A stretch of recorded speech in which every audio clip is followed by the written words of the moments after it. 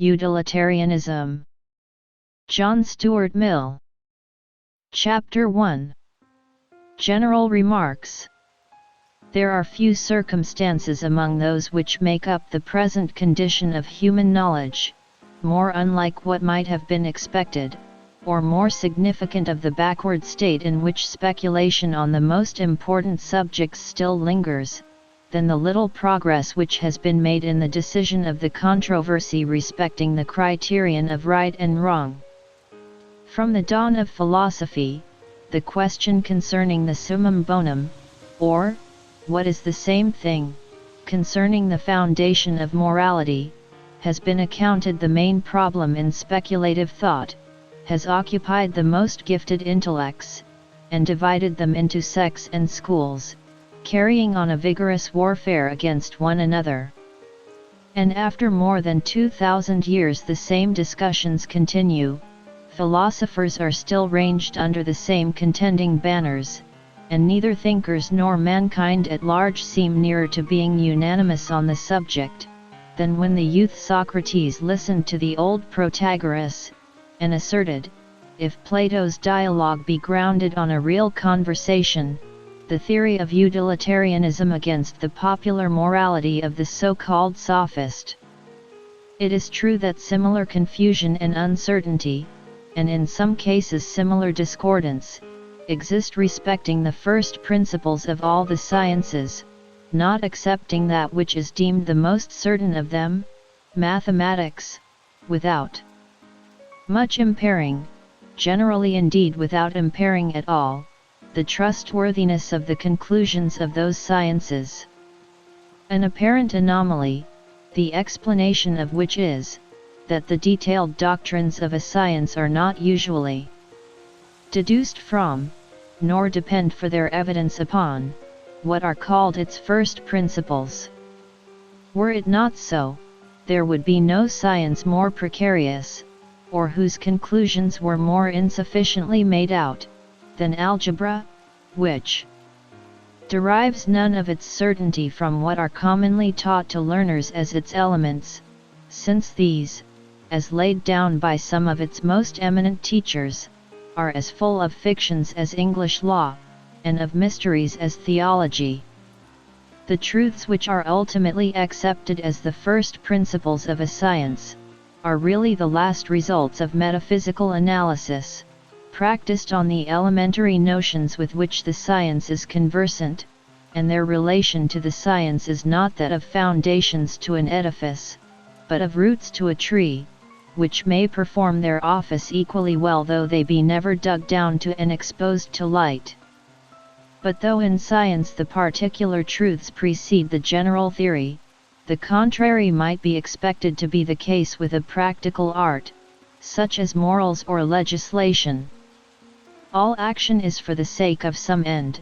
and rules of action, it seems natural to suppose, must take their whole character and color from the end to which they are subservient. When we engage in a pursuit, a clear and precise conception of what we are pursuing would seem to be the first thing we need, instead of the last we are to look forward to. A test of right and wrong must be the means, one would think, of ascertaining what is right or wrong, and not a consequence of having already ascertained it. The difficulty is not avoided by having recourse to the popular theory of a natural faculty, a sense, or instinct, informing us of right and wrong. For besides that the existence of such a moral instinct is itself one of the matters in dispute, those believers in it who have any pretensions to philosophy, have been obliged to abandon the idea that it discerns what is right or wrong in the particular case in hand, as our other senses discern the sight or sound actually present. Our moral faculty, according to all those of its interpreters who are entitled to the name of thinkers, supplies us only with the general principles of moral judgments. It is a branch of our reason, not of our sensitive faculty, and must be looked to for the abstract doctrines of morality, not for perception of it in the concrete. The intuitive, no less than what may be termed the inductive, school of ethics, insists on the necessity of general laws. They both agree that the morality of an individual action is not a question of direct perception, but of the application of a law to an individual case. They recognize also, to a great extent, the same moral laws, but differ as to their evidence, and the source from which they derive their authority. According to the one opinion, the principles of morals are evident a priori, requiring nothing to command assent, except that the meaning of the terms be understood. According to the other doctrine, right and wrong, as well as truth and falsehood, are questions of observation and experience. But both hold equally that morality must be deduced from principles, and the intuitive school affirm as strongly as the inductive, that there is a science of morals. Yet they seldom attempt to make out a list of the a priori principles which are to serve as the premises of the science. Still more rarely do they make any effort to reduce those various principles to one first principle, or common ground of obligation. They either assume the ordinary precepts of morals as of a priori authority, or they lay down as the common groundwork of those maxims, some generality much less obviously authoritative than the maxims themselves, and which has never succeeded in gaining popular acceptance. Yet to support their pretensions there ought either to be some one fundamental principle or law, at the root of all morality, or if there be several, there should be a determinate order of precedence among them, and the one principle, or the rule for deciding between the various principles when they conflict, ought to be self-evident. To inquire how far the bad effects of this deficiency have been mitigated in practice, or to what extent the moral beliefs of mankind have been vitiated or made uncertain by the absence of any distinct recognition of an ultimate standard, would imply a complete survey and criticism of past and present ethical doctrine. It would, however,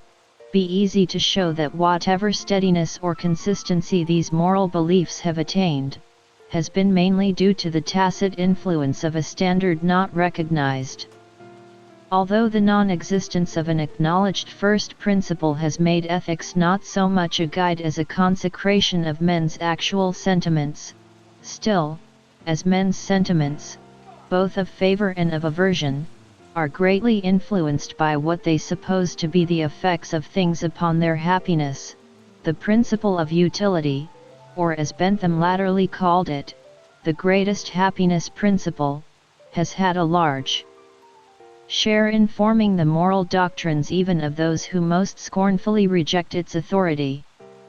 Nor is there any school of thought which refuses to admit that the influence of actions on happiness is a most material and even predominant consideration in many of the details of morals, however unwilling to acknowledge it as the fundamental principle of morality, and the source of moral obligation. I might go much further, and say that to all those a priori moralists who deem it necessary to argue at all, utilitarian arguments are indispensable. It is not my present purpose to criticize these thinkers, but I cannot help referring, for illustration, to a systematic treatise by one of the most illustrious of them, The Metaphysics of Ethics, by Kant.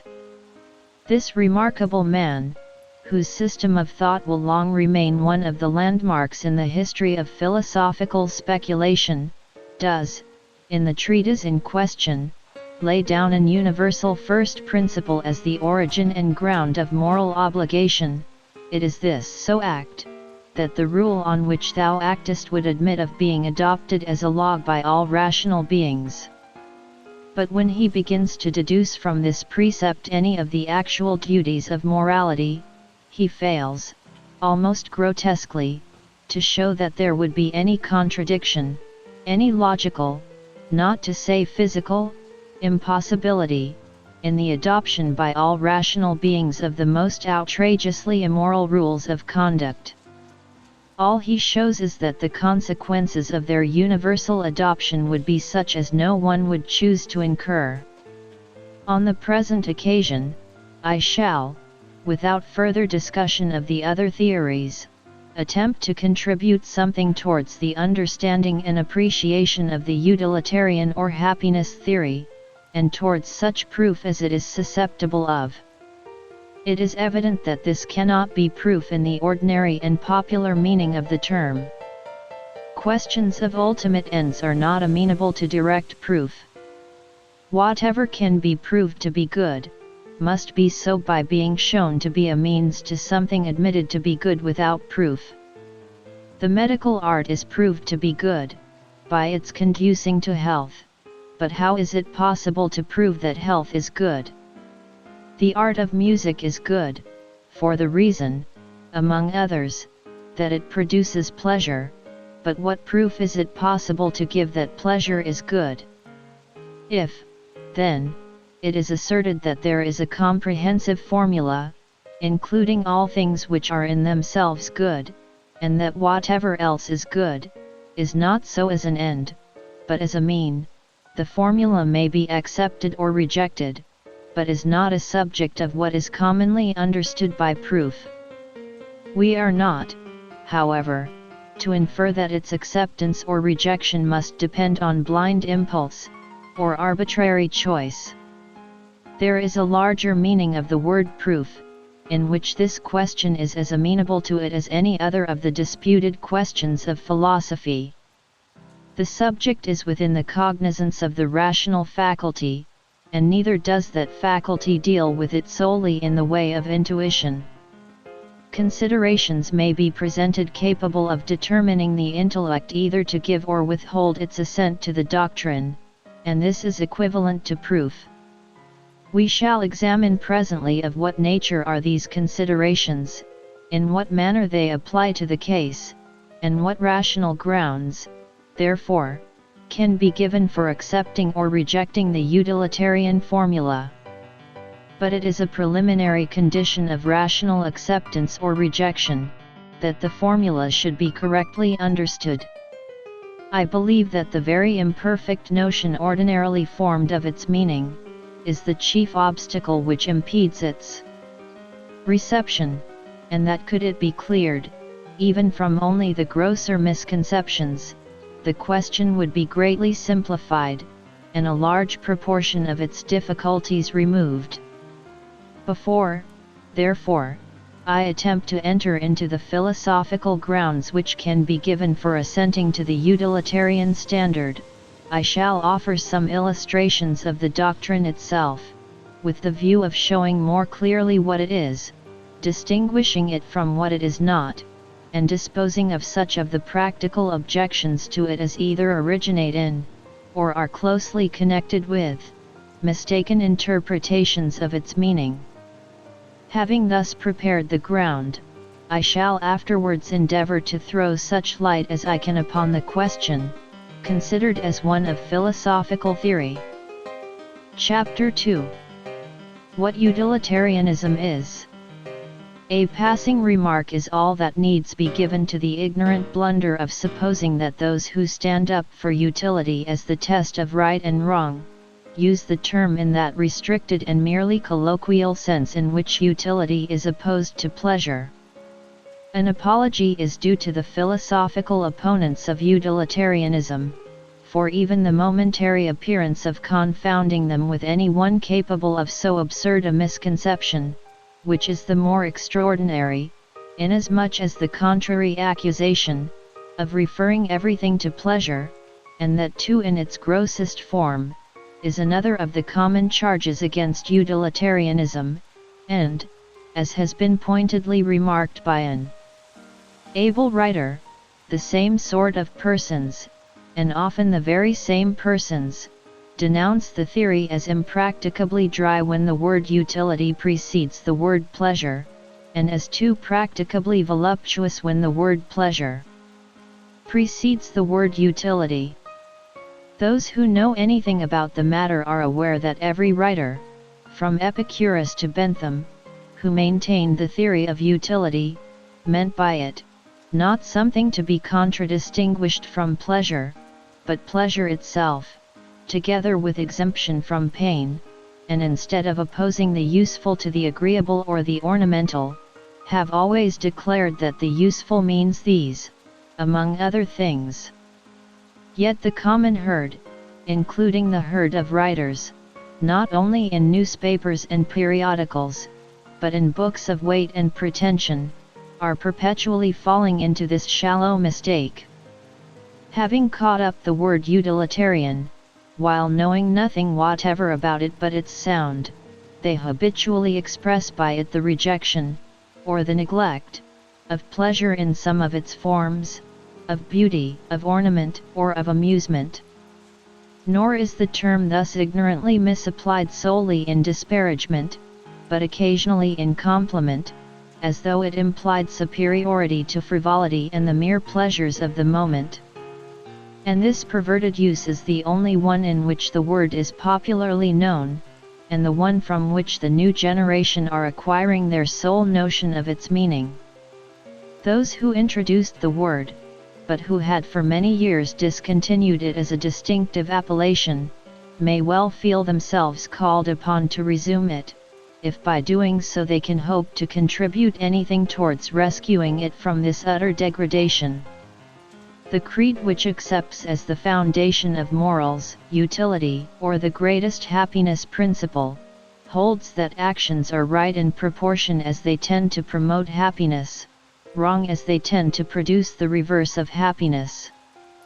By happiness is intended pleasure, and the absence of pain; by unhappiness, pain, and the privation of pleasure. To give a clear view of the moral standard set up by the theory, much more requires to be said, in particular, what things it includes in the ideas of pain and pleasure, and to what extent this is left an open question. But these supplementary explanations do not affect the theory of life on which this theory of morality is grounded, namely, that pleasure, and freedom from pain, are the only things desirable as ends, and that all desirable things, which are as numerous in the utilitarian as in any other scheme, are desirable either for the pleasure inherent in themselves, or as means to the promotion of pleasure and the prevention of pain. Now, such a theory of life excites in many minds, and among them in some of the most estimable in feeling and purpose, inveterate dislike. To suppose that life has, as they express it, no higher end than pleasure, no better and nobler object of desire and pursuit, they designate as utterly mean and groveling, as a doctrine worthy only of swine, to whom the followers of Epicurus were, at a very early period, contemptuously likened, and modern holders of the doctrine are occasionally made the subject of equally polite comparisons by its German, French, and English assailants. When thus attacked, the Epicureans have always answered, that it is not they, but their accusers, who represent human nature in a degrading light, since the accusation supposes human beings to be capable of no pleasures except those of which swine are capable. If this supposition were true, the charge could not be gainsaid, but would then be no longer an imputation, for if the sources of pleasure were precisely the same to human beings and to swine, the rule of life which is good enough for the one would be good enough for the other. The comparison of the Epicurean life to that of beasts is felt as degrading, precisely because a beast's pleasures do not satisfy a human being's conceptions of happiness. Human beings have faculties more elevated than the animal appetites, and when once made conscious of them, do not regard anything as happiness which does not include their gratification. I do not, indeed, consider the Epicureans to have been by any means faultless in drawing out their scheme of consequences from the utilitarian principle. To do this in any sufficient manner, many Stoic, as well as Christian elements require to be included. But there is no known Epicurean theory of life which does not assign to the pleasures of the intellect, of the feelings and imagination, and of the moral sentiments, a much higher value as pleasures than to those of mere sensation. It must be admitted, however, that utilitarian writers in general have placed the superiority of mental over bodily pleasures chiefly in the greater permanency, safety, uncostliness, and of the former, that is, in their circumstantial advantages rather than in their intrinsic nature. And on all these points utilitarians have fully proved their case, but they might have taken the other, and, as it may be called, higher ground, with entire consistency. It is quite compatible with the principle of utility to recognize the fact that some kinds of pleasure are more desirable and more valuable than others. It would be absurd that while, in estimating all other things, quality is considered as well as quantity, the estimation of pleasures should be supposed to depend on quantity alone. If I am asked what I mean by difference of quality in pleasures, or what makes one pleasure more valuable than another, merely as a pleasure, except its being greater in amount, there is but one possible answer. Of two pleasures, if there be one to which all or almost all who have experience of both give a decided preference, irrespective of any feeling of moral obligation to prefer it, that is the more desirable pleasure. If one of the two is, by those who are competently acquainted with both, placed so far above the other that they prefer it, even though knowing it to be attended with a greater amount of discontent, and would not resign it for any quantity of the other pleasure which their nature is capable of, we are justified in ascribing to the preferred enjoyment a superiority in quality, so far outweighing quantity as to render it, in comparison, of small account. Now it is an unquestionable fact that those who are equally acquainted with, and equally capable of appreciating and enjoying, both, do give a most marked preference to the manner of existence which employs their higher faculties. Few human creatures would consent to be changed into any of the lower animals, for a promise of the fullest allowance of a beast's pleasures. No intelligent human being would consent to be a fool, no instructed person would be an ignoramus, no person of feeling and conscience would be selfish and base, even though they should be persuaded that the fool, the dunce, or the rascal is better satisfied with his lot than they are with theirs. They would not resign what they possess more than he, for the most complete satisfaction of all the desires which they have in common with him. If they ever fancy they would, it is only in cases of unhappiness so extreme, that to escape from it they would exchange their lot for almost any other, however undesirable in their own eyes. A being of higher faculties requires more to make him happy, is capable probably of more acute suffering, and is certainly accessible to it at more points, than one of an inferior type. But in spite of these liabilities, he can never really wish to sink into what he feels to be a lower grade of existence. We may give what explanation we please of this unwillingness, we may attribute it to pride, a name which is given indiscriminately to some of the most and to some of the least estimable feelings of which mankind are capable, we may refer it to the love of liberty and personal independence, an appeal to which was with the Stoics one of the most effective means for the inculcation of it, to the love of power, or to the love of excitement, both of which do really enter into and contribute to it.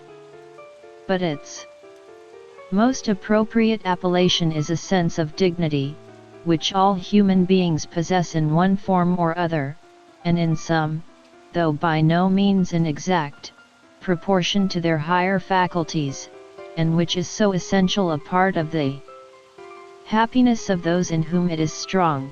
that nothing which conflicts with it could be, otherwise than momentarily, an object of desire to them. Whoever supposes that this preference takes place at a sacrifice of happiness, that the superior being, in anything like equal circumstances, is not happier than the inferior confounds the two very different ideas of happiness and content. It is indisputable that the being whose capacities of enjoyment are low, has the greatest chance of having them fully satisfied, and a highly endowed being will always feel that any happiness which he can look for, as the world is constituted, is imperfect. But he can learn to bear its imperfections, if they are at all bearable, and they will not make him envy the being who is indeed unconscious of the imperfections, but only because he feels not at all the good which those imperfections qualify. It is better to be a human being dissatisfied than a pig satisfied, better to be Socrates dissatisfied than a fool satisfied. And if the fool, or the pig, is of a different opinion, it is because they only know their own side of the question. The other party to the comparison knows both sides. It may be objected, that many who are capable of the higher pleasures, occasionally, under the influence of temptation, postpone them to the lower. But this is quite compatible with a full appreciation of the intrinsic superiority of the higher. Men often, from infirmity of character, make their election for the nearer good, though they know it to be the less valuable, and this no less when the choice is between two bodily pleasures, than when it is between bodily and mental. They pursue sensual indulgences to the injury of health, though perfectly aware that health is the greater good. It may be further objected, that many who begin with youthful enthusiasm for everything noble, as they advance in years sink into indolence and selfishness.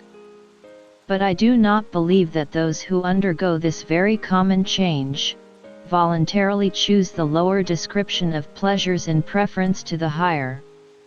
I believe that, before they devote themselves exclusively to the one,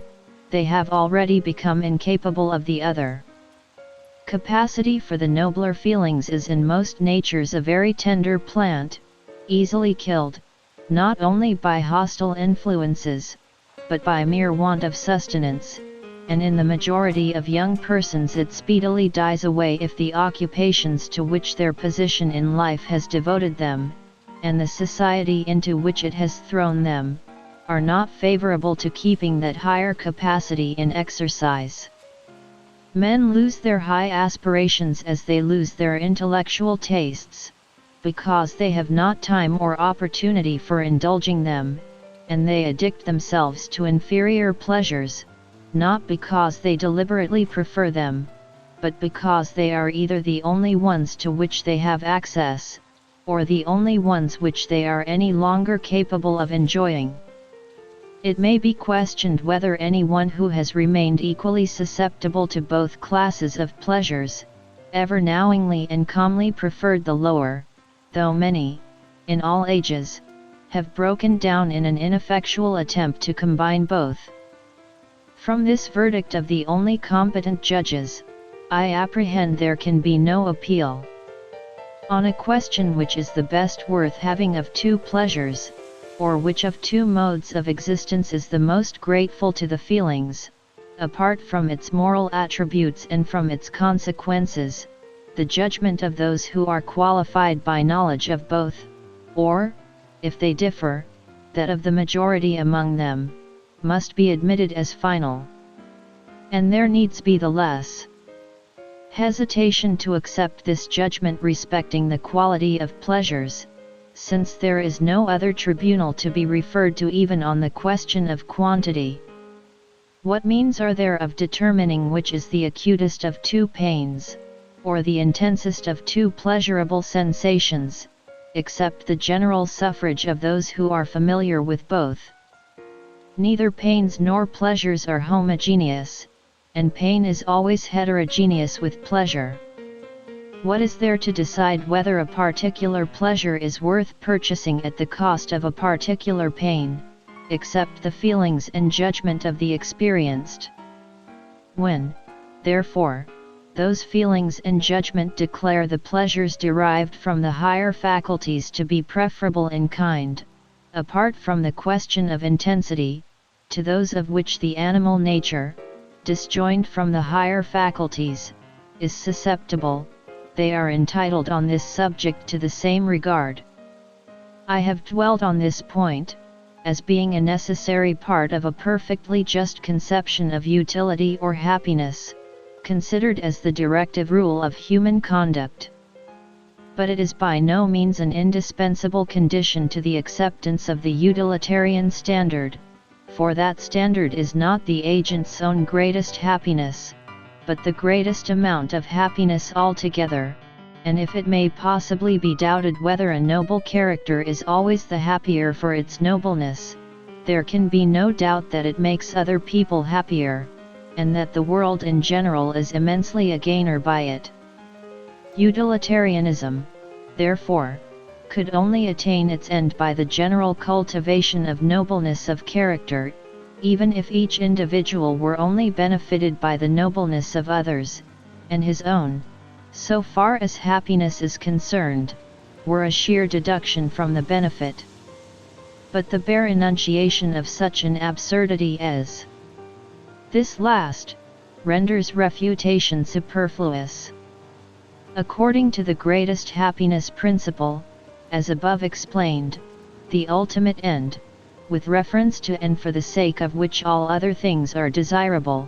whether we are considering our own good or that of other people, is an existence exempt as far as possible from pain, and as rich as possible in enjoyments, both in point of quantity and quality, the test of quality, and the rule for measuring it against quantity, being the preference felt by those who, in their opportunities of experience, to which must be added their habits of self-consciousness and self-observation, are best furnished with the means of comparison. This, being, according to the utilitarian opinion, the end of human action, is necessarily also the standard of morality, which may accordingly be defined, the rules and precepts for human conduct, by the observance of which an existence such as has been described might be, to the greatest extent possible, secured to all mankind, and not to them only, but, so far as the nature of things admits, to the whole sentient creation. Against this doctrine, however, arises another class of objectors, who say that happiness, in any form, cannot be the rational purpose of human life and action, because, in the first place, it is unattainable, and they contemptuously ask, "What right hast thou to be happy?" A question which Mr. Carlyle clenches by the addition, "What right, a short time ago, hadst thou even to be?" Next, they say, that men can do without happiness, that all noble human beings have felt this, and could not have become noble but by learning the lesson of Entsagen, or renunciation, which lesson, thoroughly learned and submitted to, they affirm to be the beginning and necessary condition of all virtue. The first of these objections would go to the root of the matter were it well founded, for if no happiness is to be had at all by human beings, the attainment of it cannot be the end of morality, or of any rational conduct. Though, even in that case, something might still be said for the utilitarian theory, since utility includes not solely the pursuit of happiness, but the prevention or mitigation of unhappiness, and if the former aim be chimerical, there will be all the greater scope and more imperative need for the latter, so long at least as mankind think fit to live, and do not take refuge in the simultaneous act of suicide recommended under certain conditions by Novalis. When, however, it is thus positively asserted to be impossible that human life should be happy, the assertion, if not something like a verbal quibble, is at least an exaggeration. If by happiness be meant a continuity of highly pleasurable excitement, it is evident enough that this is impossible. A state of exalted pleasure lasts only moments, or in some cases, and with some intermissions, hours, or days, and is the occasional brilliant flash of enjoyment, not its permanent and steady flame. Of this the philosophers who have taught that happiness is the end of life were as fully aware as those who taunt them. The happiness which they meant was not a life of rapture, but moments of such, in an existence made up of few and transitory pains, many and various pleasures, with the decided predominance of the active over the passive, and having as the foundation of the whole, not to expect more from life than it is capable of bestowing. A life thus composed, to those who have been fortunate enough to obtain it, has always appeared worthy of the name of happiness. And such an existence is even now the lot of many, during some considerable portion of their lives. The present wretched education, and wretched social arrangements, are the only real hindrance to its being attainable by almost all. The objectors perhaps may doubt whether human beings, if taught to consider happiness as the end of life, would be satisfied with such a moderate share of it. But great numbers of mankind have been satisfied with much less. The main constituents of a satisfied life appear to be two, either of which by itself is often found sufficient for the purpose: tranquility, and excitement. With much tranquility, many find that they can be content with very little pleasure; with much excitement, many can reconcile themselves to a considerable quantity of pain. There is assuredly no inherent impossibility in enabling even the mass of mankind to unite both, since the two are so far from being incompatible that they are in natural alliance, the prolongation of either being a preparation for, and exciting a wish for, the other. It is only those in whom indolence amounts to a vice, that do not desire excitement after an interval of repose; it is only those in whom the need of excitement is a disease, that feel the tranquility which follows excitement dull and insipid, instead of pleasurable in direct proportion to the excitement which preceded it. When people who are tolerably fortunate in their outward lot do not find in life sufficient enjoyment to make it valuable to them, the cause generally is, caring for nobody but themselves. To those who have neither public nor private affections, the excitements of life are much curtailed, and in any case dwindle in value as the time approaches when all selfish interests must be terminated by death, while those who leave after them objects of personal affection, and especially those who have also cultivated a fellow feeling with the collective interests of mankind, retain as lively an interest in life on the eve of death as in the vigor of youth and health. Next to selfishness, the principal cause which makes life unsatisfactory, is want of mental cultivation. A cultivated mind I do not mean that of a philosopher, but any mind to which the fountains of knowledge have been opened, and which has been taught, in any tolerable degree, to exercise its faculties finds sources of inexhaustible interest in all that surrounds it, in the objects of nature, the achievements of art, the imaginations of poetry, the incidents of history, the ways of mankind past and present, and their prospects in the future. It is possible, indeed, to become indifferent to all this, and that too without having exhausted a thousandth part of it, but only when one has had from the beginning no moral or human interest in these things, and has sought in them only the gratification of curiosity.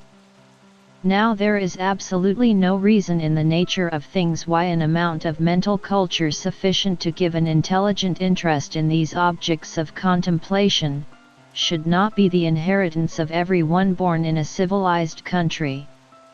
As little is there an inherent necessity that any human being should be a selfish egotist, devoid of every feeling or care but those which center in his own miserable individuality. Something far superior to this is sufficiently common even now, to give ample earnest of what the human species may be made.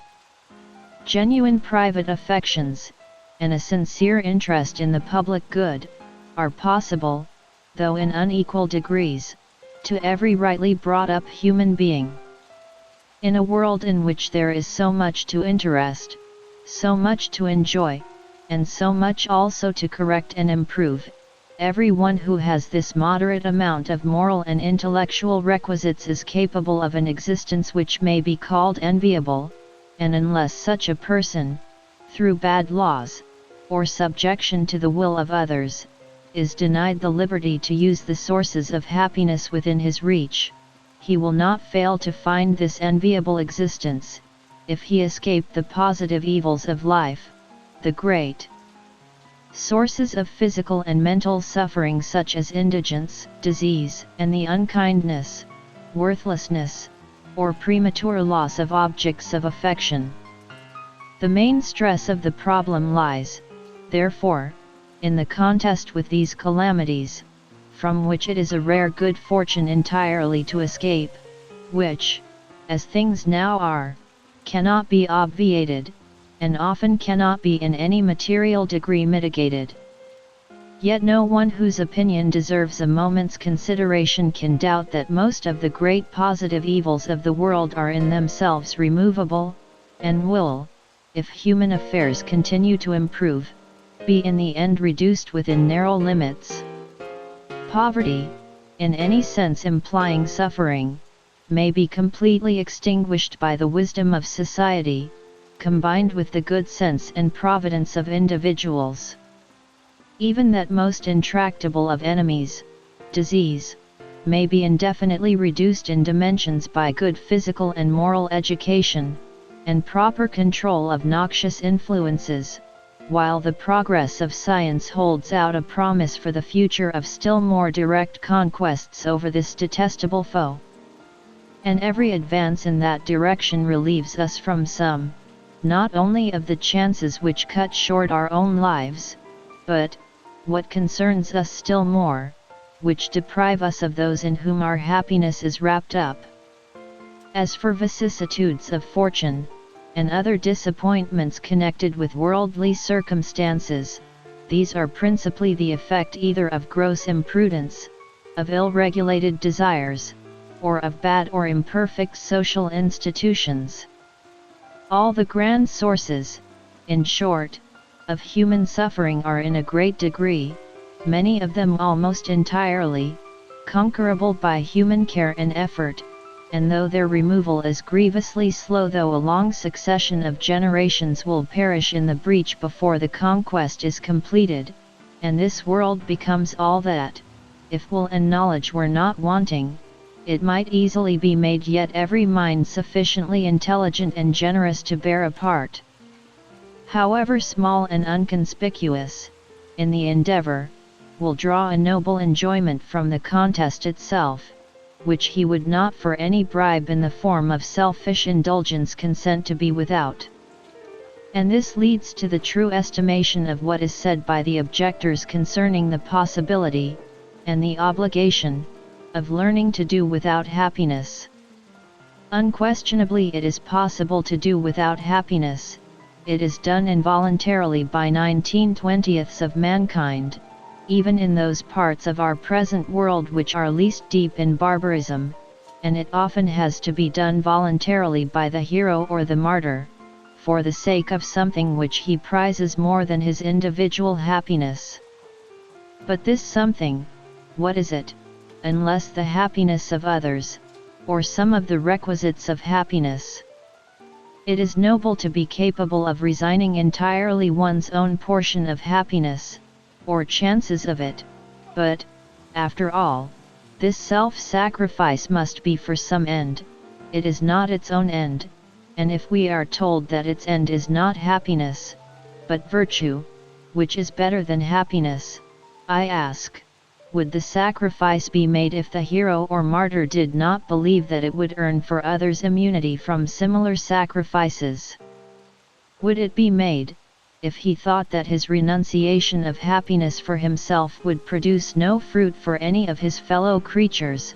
but to make their lot like his, and place them also in the condition of persons who have renounced happiness?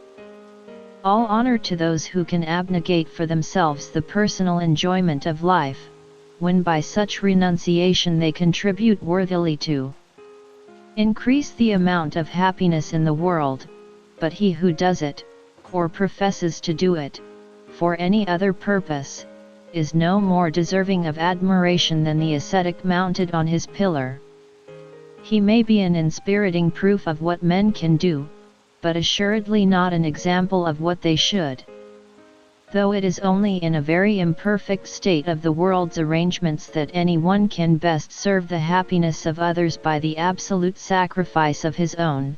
yet so long as the world is in that imperfect state, I fully acknowledge that the readiness to make such a sacrifice is the highest virtue which can be found in man.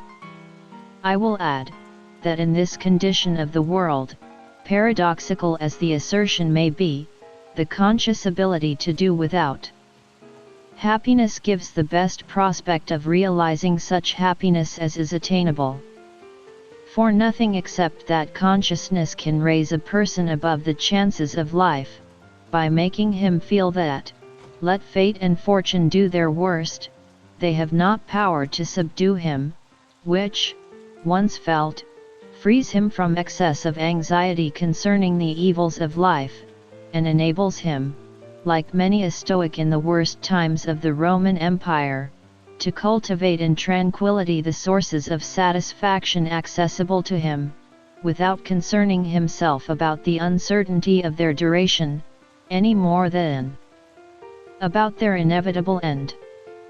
Meanwhile, let utilitarians never cease to claim the morality of self-devotion as a possession which belongs by as good a right to them, as either to the Stoic or to the Transcendentalist.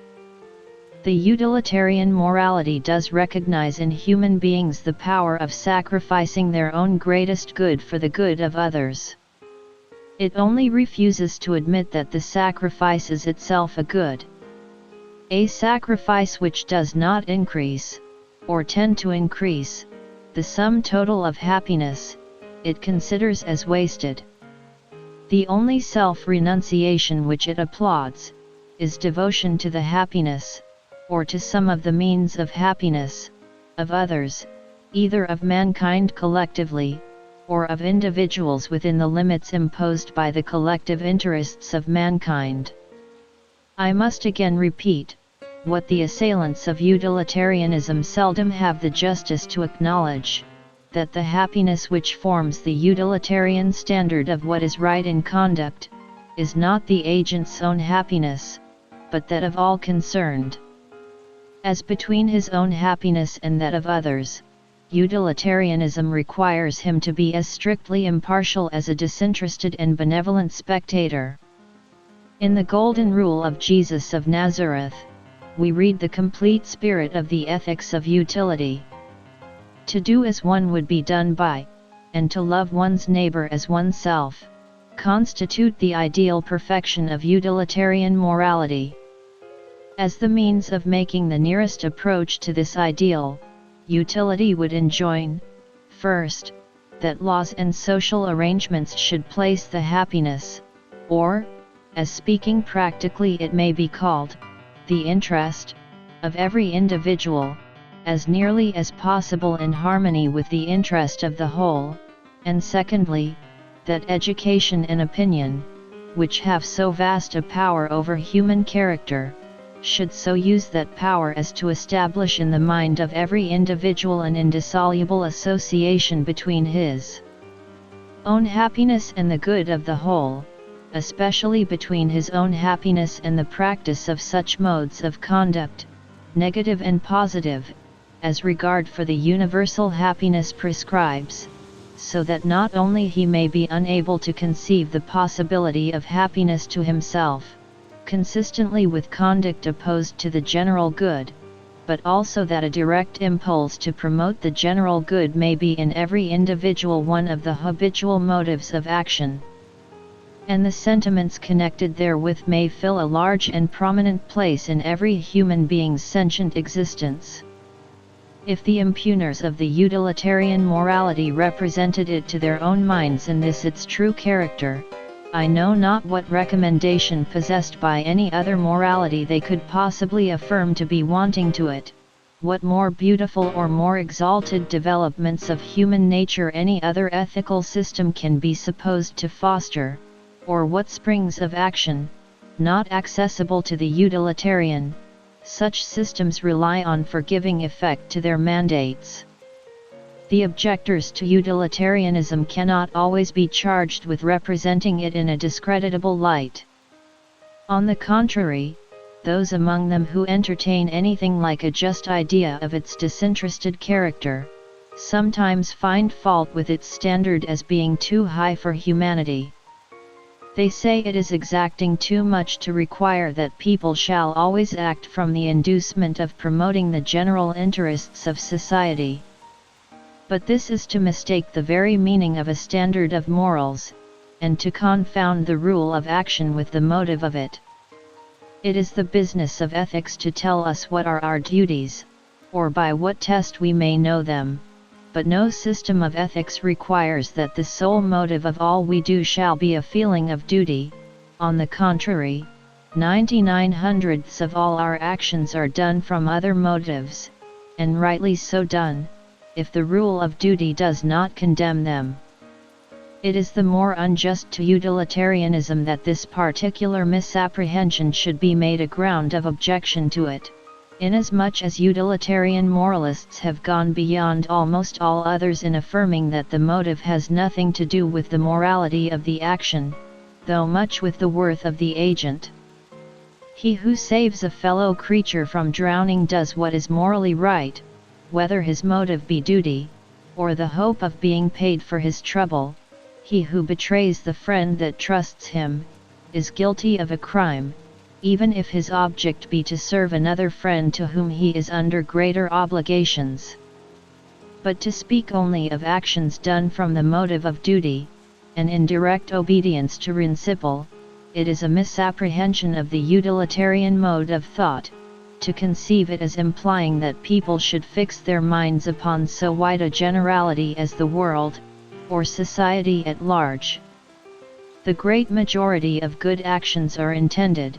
not for the benefit of the world, but for that of individuals, of which the good of the world is made up, and the thoughts of the most virtuous man need not on these occasions travel beyond the particular persons concerned, except so far as is necessary to assure himself that in benefiting them he is not violating the rights, that is, the legitimate and authorized expectations of anyone else. The multiplication of happiness is, according to the utilitarian ethics, the object of virtue, the occasions on which any person, except 1 in 1,000, has it in his power to do this on an extended scale, in other words, to be a public benefactor, are but exceptional, and on these occasions alone is he called on to consider public utility. In every other case, private utility, the interest or happiness of some few persons, is all he has to attend to. Those alone the influence of whose actions extends to society in general, need concern themselves habitually about so large an object. In the case of abstinences indeed of things which people forbear to do, from moral considerations, though the consequences in the particular case might be beneficial, it would be unworthy of an intelligent agent not to be consciously aware that the action is of a class which, if practiced generally, would be generally injurious, and that this is the ground of the obligation to abstain from it. The amount of regard for the public interest implied in this recognition, is no greater than is demanded by every system of morals, for they all enjoin to abstain from whatever is manifestly pernicious to society. The same considerations dispose of another reproach against the doctrine of utility, founded on a still grosser misconception of the purpose of a standard of morality, and of the very meaning of the words right and wrong. It is often affirmed that utilitarianism renders men cold and unempathizing, that it chills their moral feelings towards individuals, that it makes them regard only the dry and hard consideration of the consequences of actions, not taking into their moral estimate the qualities from which those actions emanate. If the assertion means that they do not allow their judgment respecting the rightness or wrongness of an action to be influenced by their opinion of the qualities of the person who does it, this is a complaint not against utilitarianism, but against having any standard of morality at all, for certainly no known ethical standard decides an action to be good or bad because it is done by a good or a bad man, still less because done by an amiable, a brave, or a benevolent man or the contrary. These considerations are relevant, not to the estimation of actions, but of persons, and there is nothing in the utilitarian theory inconsistent with the fact that there are other things which interest us in persons besides the rightness and wrongness of their actions. The Stoics, indeed, with the paradoxical misuse of language which was part of their system, and by which they strove to raise themselves above all concern about anything but virtue, were fond of saying that he who has that has everything, that he, and only he, is rich, is beautiful, is a king. But no claim of this description is made for the virtuous man by the utilitarian doctrine. Utilitarians are quite aware that there are other desirable possessions and qualities besides virtue, and are perfectly willing to allow to all of them their full worth. They are also aware that a right action does not necessarily indicate a virtuous character, and that actions which are blamable often proceed from qualities entitled to praise. When this is apparent in any particular case, it modifies their estimation, not certainly of the act, but of the agent. I grant that they are, notwithstanding, of opinion, that in the long run the best proof of a good character is good actions, and resolutely refuse to consider any mental disposition as good, of which the predominant tendency is to produce bad conduct. This makes them unpopular with many people, but it is an unpopularity which they must share with everyone who regards the distinction between right and wrong in a serious light, and the reproach is not one which a conscientious utilitarian need be anxious to repel. If no more be meant by the objection than that many utilitarians look on the morality of actions, as measured by the utilitarian standard, with too exclusive a regard, and do not lay sufficient stress upon the other beauties of character which go towards making a human being lovable or admirable, this may be admitted. Utilitarians who have cultivated their moral feelings, but not their sympathies nor their artistic perceptions, do fall into this mistake, and so do all other moralists under the same conditions. What can be said in excuse for other moralists is equally available for them, namely, that if there is to be any error, it is better that it should be on that side. As a matter of fact, we may affirm that among utilitarians as among adherents of other systems, there is every imaginable degree of rigidity and of laxity in the application of their standard. Some are even puritanically rigorous, while others are as indulgent as can possibly be desired by sinner or by sentimentalist. But on the whole, a doctrine which brings prominently forward the interest that mankind have in the repression and prevention of conduct which violates the moral law, is likely to be inferior to no other in turning the sanctions of opinion against such violations. It is true, the question, what does violate the moral law, is one on which those who recognize different standards of morality are likely now and then to differ. But difference of opinion on moral questions was not first introduced into the world by utilitarianism, while that doctrine does supply, if not always an easy, at all events a tangible and intelligible mode of deciding such differences. It may not be superfluous to notice a few more of the common misapprehensions of utilitarian ethics, even those which are so obvious and gross that it might appear impossible for any person of candor and intelligence to fall into them, since persons, even of considerable mental endowments, often give themselves so little trouble to understand the bearings of any opinion against which they entertain a prejudice, and men are in general so little conscious of this voluntary ignorance as a defect, that the vulgarest misunderstandings of ethical doctrines are continually met with in the deliberate writings of persons of the greatest pretensions both to high principle and to philosophy. We not uncommonly hear the doctrine of utility inveighed against as a godless doctrine. If it be necessary to say anything at all against so mere an assumption, we may say that the question depends upon what idea we have formed of the moral character of the deity. If it be a true belief that God desires, above all things, the happiness of his creatures, and that this was his purpose in their creation, utility is not only not a godless doctrine, but more profoundly religious than any other.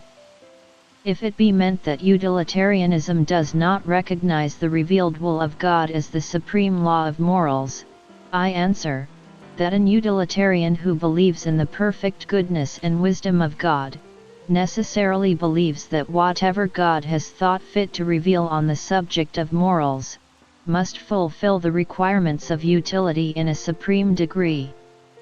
But others besides utilitarians have been of opinion that the Christian revelation was intended, and is fitted, to inform the hearts and minds of mankind with a spirit which should enable them to find for themselves what is right, and incline them to do it when found, rather than to tell them, except in a very general way, what it is, and that we need a doctrine of ethics, carefully followed out, to interpret to us the will of God. Whether this opinion is correct or not, it is superfluous here to discuss, since whatever aid religion, either natural or revealed, can afford to ethical investigation, is as open to the utilitarian moralist as to any other. He can use it as the testimony of God to the usefulness or hurtfulness of any given course of action, by as good a right as others can use it for the indication of a transcendental law, having no connection with usefulness or with happiness. Again, utility is often summarily stigmatized as an immoral doctrine by giving it the name of expediency, and taking advantage of the popular use of that term to contrast it with principle. But the expedient, in the sense in which it is opposed to the right, generally means that which is expedient for the particular interest of the agent himself, as when a minister sacrifices the interest of his country to keep himself in place. When it means anything better than this, it means that which is expedient for some immediate object, some temporary purpose, but which violates a rule whose observance is expedient in a much higher degree. The expedient, in this sense, instead of being the same thing with the useful, is a branch of the hurtful. Thus, it would often be expedient, for the purpose of getting over some momentary embarrassment, or attaining some object immediately useful to ourselves or others, to tell a lie. But inasmuch as the cultivation in ourselves of a sensitive feeling on the subject of veracity, is one of the most useful, and the enfeeblement of that feeling one of the most hurtful, things to which our conduct can be instrumental, and inasmuch as any, even unintentional, deviation from truth, does that much towards weakening the trustworthiness of human assertion, which is not only the principal support of all present social well-being, but the insufficiency of which does more than any one thing that can be named to keep back civilization, virtue, everything on which human happiness on the largest scale depends, we feel that the violation, for a present advantage, of a rule of such transcendent expediency, is not expedient, and that he who, for the sake of a convenience to himself or to some other individual, does what depends on him to deprive mankind of the good, and inflict upon them the evil, involved in the greater or less reliance which they can place in each other's word, acts the part of one of their worst enemies. Yet that even this rule, sacred as it is, admits of possible exceptions, is acknowledged by all moralists, the chief of which is when the withholding of some fact, as of information from a malefactor, or of bad news from a person dangerously ill, would preserve someone, especially a person other than oneself, from great and unmerited evil, and when the withholding can only be effected by denial. But in order that the exception may not extend itself beyond the need, and may have the least possible effect in weakening reliance on veracity, it ought to be recognized, and, if possible, its limits defined, and if the principle of utility is good for anything, it must be good for weighing these conflicting utilities against one another,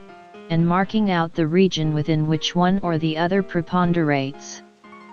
Again, defenders of utility often find themselves called upon to reply to such objections as this, that there is not time, previous to action, for calculating and weighing the effects of any line of conduct on the general happiness. This is exactly as if anyone were to say that it is impossible to guide our conduct by Christianity, because there is not time, on every occasion on which anything has to be done, to read through the Old and New Testaments. The answer to the objection is, that there has been ample time, namely, the whole past duration of the human species. During all that time mankind have been learning by experience the tendencies of actions, on which experience all the prudence, as well as all the morality of life, is dependent. People talk as if the commencement of this course of experience had hitherto been put off, and as if, at the moment when some man feels tempted to meddle with the property or life of another, he had to begin considering for the first time whether murder and theft are injurious to human happiness. Even then I do not think that he would find the question very puzzling, but, at all events, the matter is now done to his hand. It is truly a whimsical supposition, that if mankind were agreed in considering utility to be the test of morality, they would remain without any agreement as to what is useful, and would take no measures for having their notions on the subject taught to the young, and enforced by law and opinion. There is no difficulty in proving any ethical standard whatever to work ill, if we suppose universal idiocy to be conjoined with it, but on any hypothesis short of that,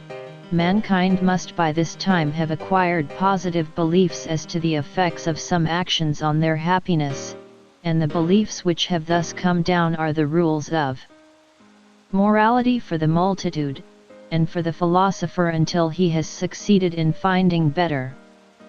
That philosophers might easily do this, even now, on many subjects, that the received code of ethics is by no means of divine right,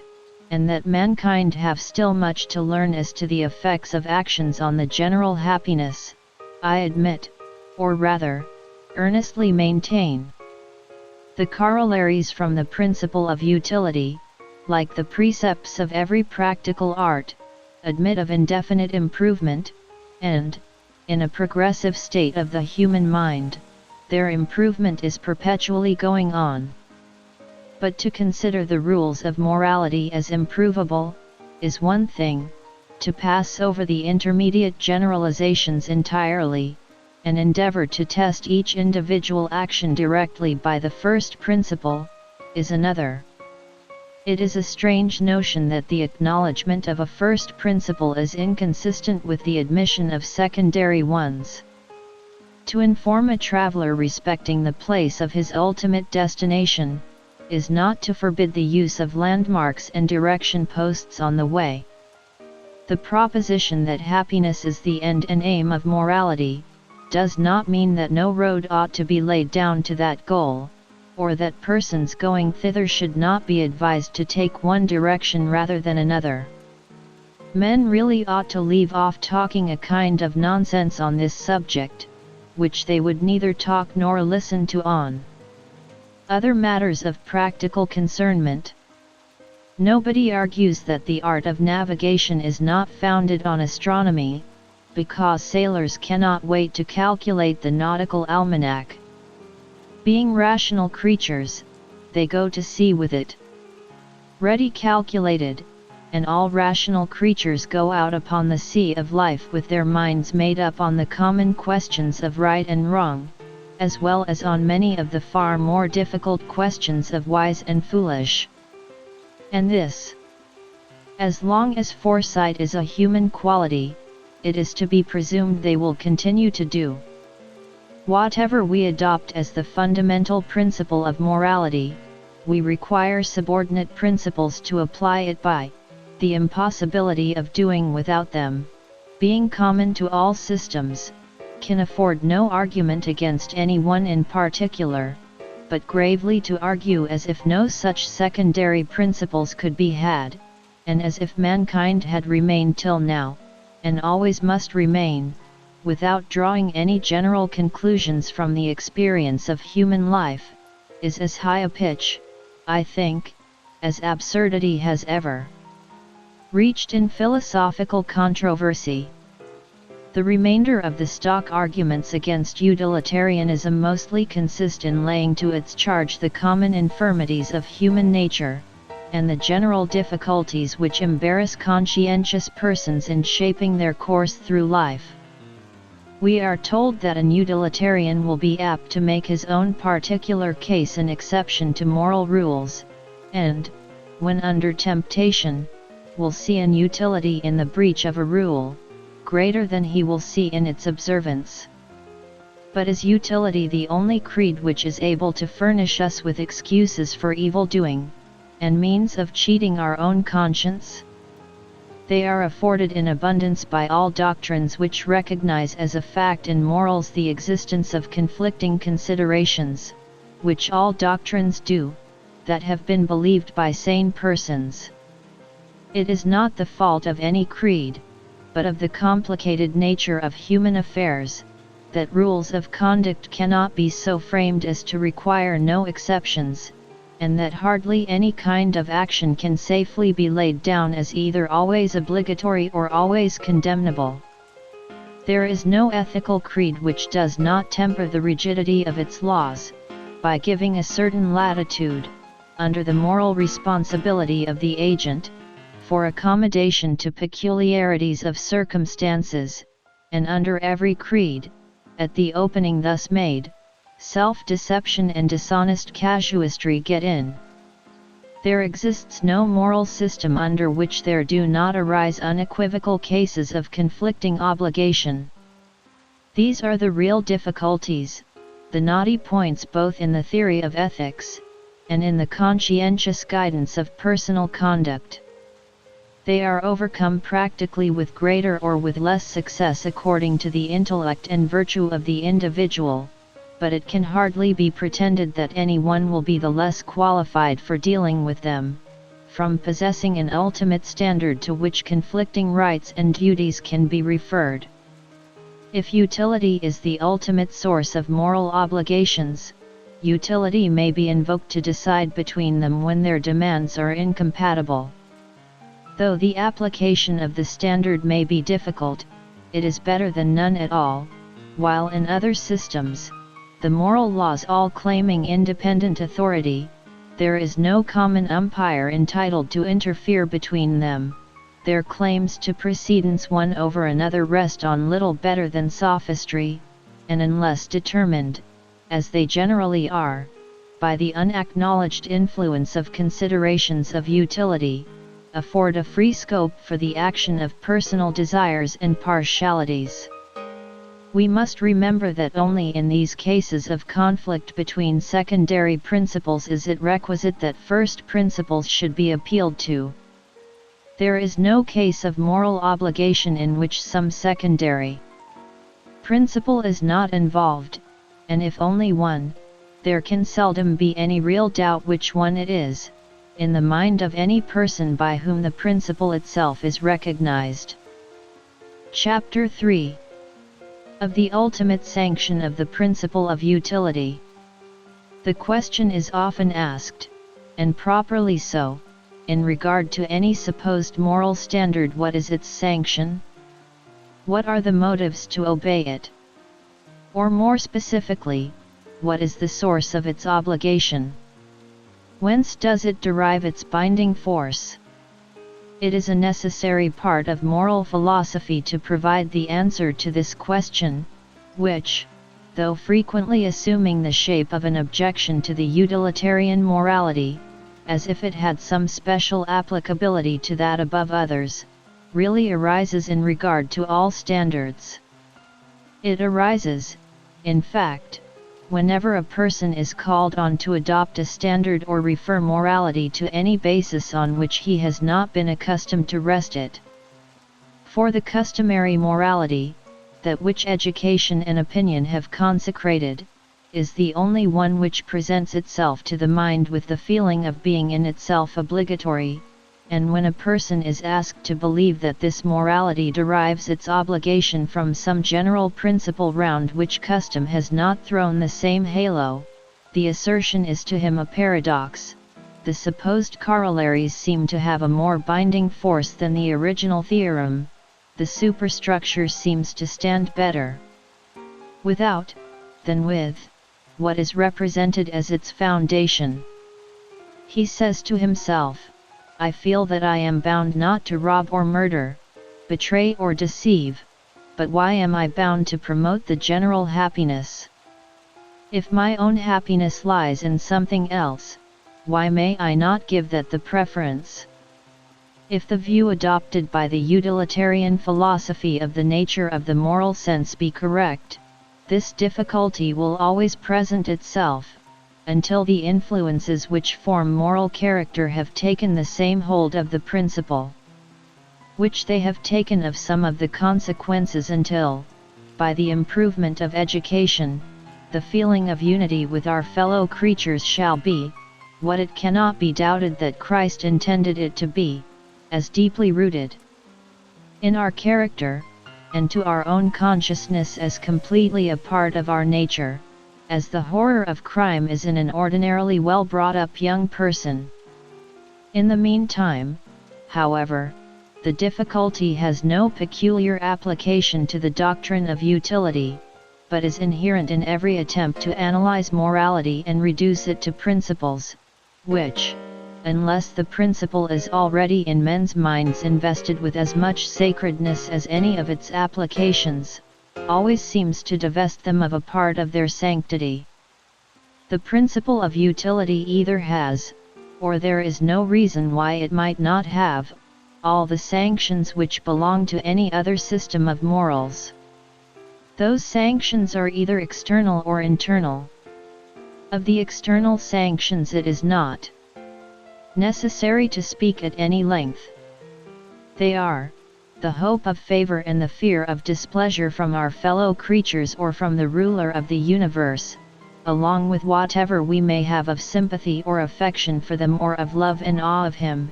inclining us to do his will independently of selfish consequences. There is evidently no reason why all these motives for observance should not attach themselves to the utilitarian morality, as completely and as powerfully as to any other. Indeed, those of them which refer to our fellow creatures are sure to do so, in proportion to the amount of general intelligence, for whether there be any other ground of moral obligation than the general happiness or not, men do desire happiness, and however imperfect may be their own practice, they desire and commend all conduct in others towards themselves, by which they think their happiness is promoted. With regard to the religious motive, if men believe, as most profess to do, in the goodness of God, those who think that conduciveness to the general happiness is the essence, or even only the criterion, of good, must necessarily believe that it is also that which God approves. The whole force therefore of external reward and punishment, whether physical or moral, and whether proceeding from God or from our fellow men, together with all that the capacities of human nature admit, of disinterested devotion to either, become available to enforce the utilitarian morality, in proportion as that morality is recognized, and the more powerfully, the more the appliances of education and general cultivation are bent to the purpose. So far as to external sanctions, the internal sanction of duty, whatever our standard of duty may be, is one and the same a feeling in our own mind,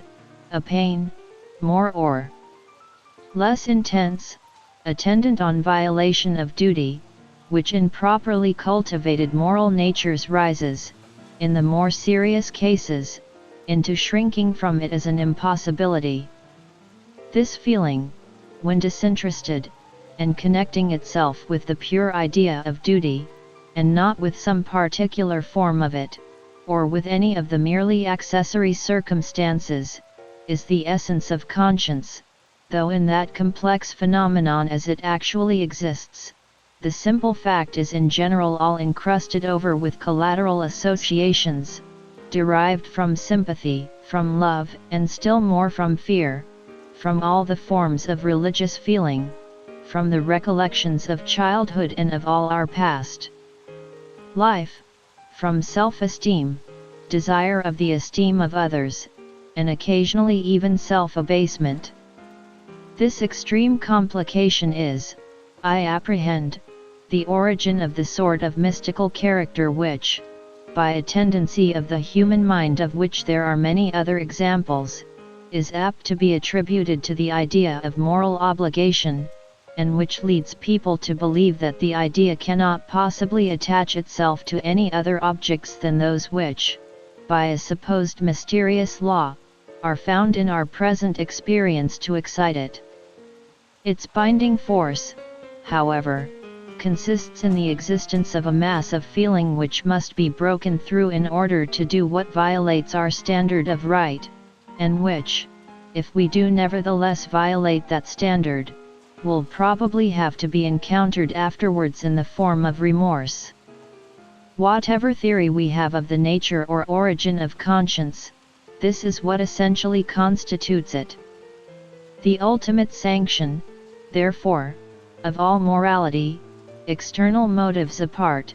being a subjective feeling in our own minds, I see nothing embarrassing to those whose standard is utility, in the question, what is the sanction of that particular standard? We may answer, the same as of all other moral standards, the conscientious feelings of mankind. Undoubtedly this sanction has no binding efficacy on those who do not possess the feelings it appeals to,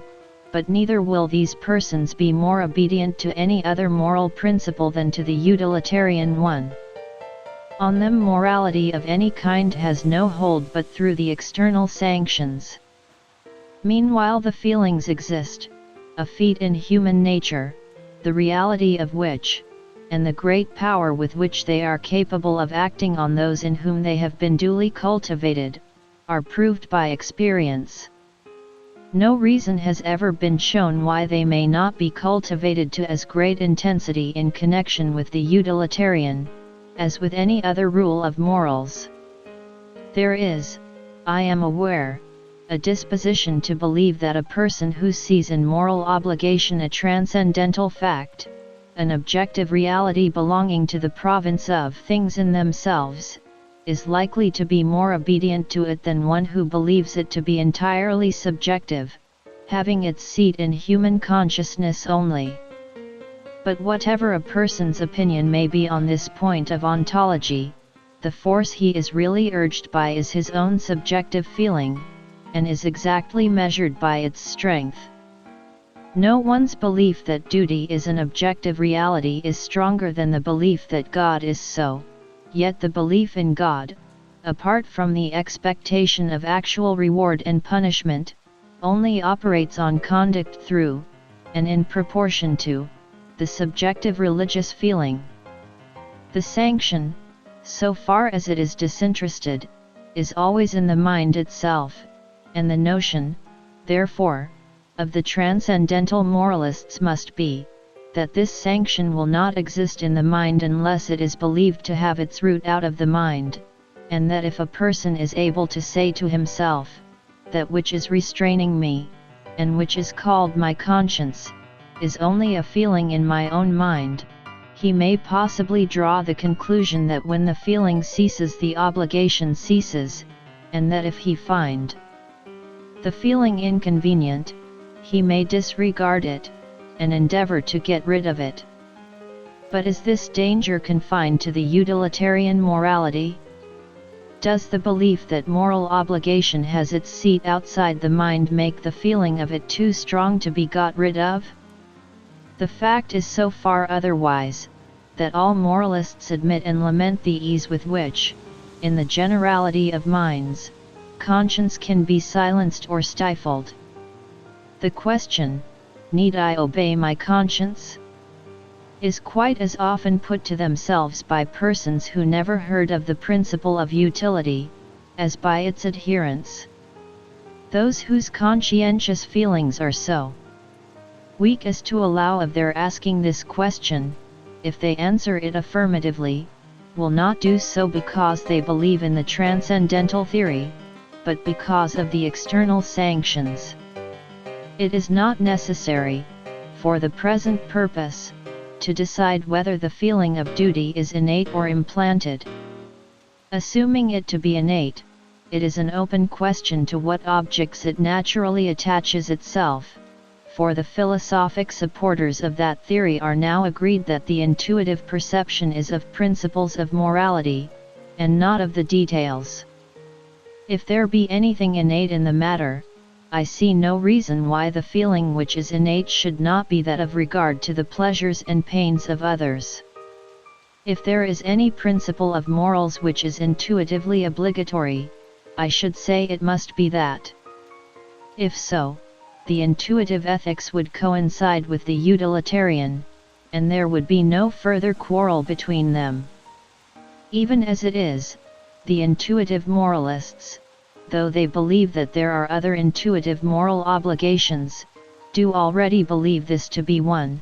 for they unanimously hold that a large portion of morality turns upon the consideration due to the interests of our fellow creatures. Therefore, if the belief in the transcendental origin of moral obligation gives any additional efficacy to the internal sanction, it appears to me that the utilitarian principle has already the benefit of it. On the other hand, if, as is my own belief, the moral feelings are not innate, but acquired, they are not for that reason the less natural. It is natural to man to speak, to reason, to build cities, to cultivate the ground, though these are acquired faculties. The moral feelings are not indeed a part of our nature, in the sense of being high any perceptible degree present in all of us, but this, unhappily, is a fact admitted by those who believe the most strenuously in their transcendental origin. Like the other acquired capacities above referred to, the moral faculty, if not a part of our nature, is a natural outgrowth from it, capable, like them, in a certain small degree, of springing up spontaneously, and susceptible of being brought by cultivation to a high degree of development. Unhappily, it is also susceptible, by a sufficient use of the external sanctions and of the force of early impressions, of being cultivated in almost any direction, so that there is hardly anything so absurd or so mischievous that it may not, by means of these influences, be made to act on the human mind with all the authority of conscience. To doubt that the same potency might be given by the same means to the principle of utility, even if it had no foundation in human nature, would be flying in the face of all experience. But moral associations which are wholly of artificial creation, when intellectual culture goes on, yield by degrees to the dissolving force of analysis, and if the feeling of duty, when associated with utility, would appear equally arbitrary, if there were no leading department of our nature, no powerful class of sentiments, with which that association would harmonize, which would make us feel it congenial, and incline us not only to foster it in others, for which we have abundant interested motives, but also to cherish it in ourselves, if there were not, in short, a natural basis of sentiment for utilitarian morality, it might well happen that this association also, even after it had been implanted by education, might be analyzed away. But there is this basis of powerful natural sentiment, and this it is which, when once the general happiness is recognized as the ethical standard, will constitute the strength of the utilitarian morality. This firm foundation is that of the social feelings of mankind, the desire to be in unity with our fellow creatures, which is already a powerful principle in human nature, and happily one of those which tend to become stronger, even without express inculcation, from the influences of advancing civilization. The social state is at once so natural, so necessary, and so habitual to man, that, except in some unusual circumstances or by an effort of voluntary abstraction, he never conceives himself otherwise than as a member of a body, and this association is riveted more and more, as mankind are further removed from the state of savage independence. Any condition, therefore, which is essential to a state of society, becomes more and more an inseparable part of every person's conception of the state of things which he is born into, and which is the destiny of a human being. Now, society between human beings, except in the relation of master and slave, is manifestly impossible on any other footing than that the interests of all are to be consulted. Society between equals can only exist on the understanding that the interests of all are to be regarded equally. And since in all states of civilization, every person, except an absolute monarch, has equals, every one is obliged to live on these terms with somebody, and in every age some advance is made towards a state in which it will be impossible to live permanently on other terms with anybody. In this way people grow up unable to conceive as possible to them a state of total disregard of other people's interests. They are under a necessity of conceiving themselves as at least abstaining from all the grosser injuries, and, if only for their own protection, living in a state of constant protest against them. They are also familiar with the fact of co-operating with others, and proposing to themselves a collective, not an individual, interest, as the aim, at least for the time being, of their actions. So long as they are co-operating, their ends are identified with those of others, there is at least a temporary feeling that the interests of others are their own interests.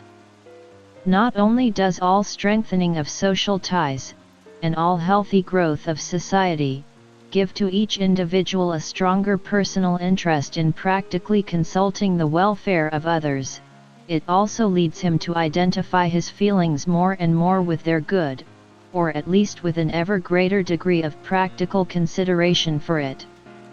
He comes, as though instinctively, to be conscious of himself as a being who of course pays regard to others.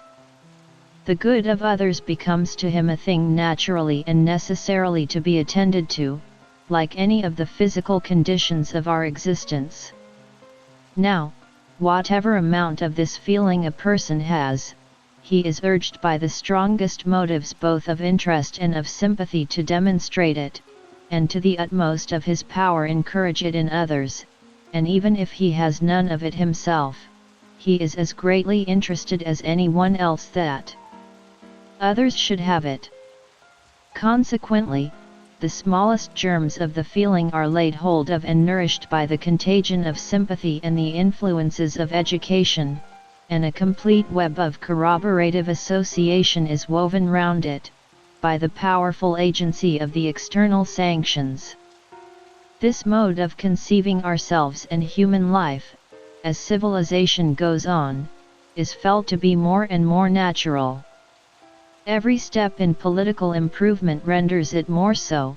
by removing the sources of opposition of interest, and leveling those inequalities of legal privilege between individuals or classes, owing to which there are large portions of mankind whose happiness it is still practicable to disregard.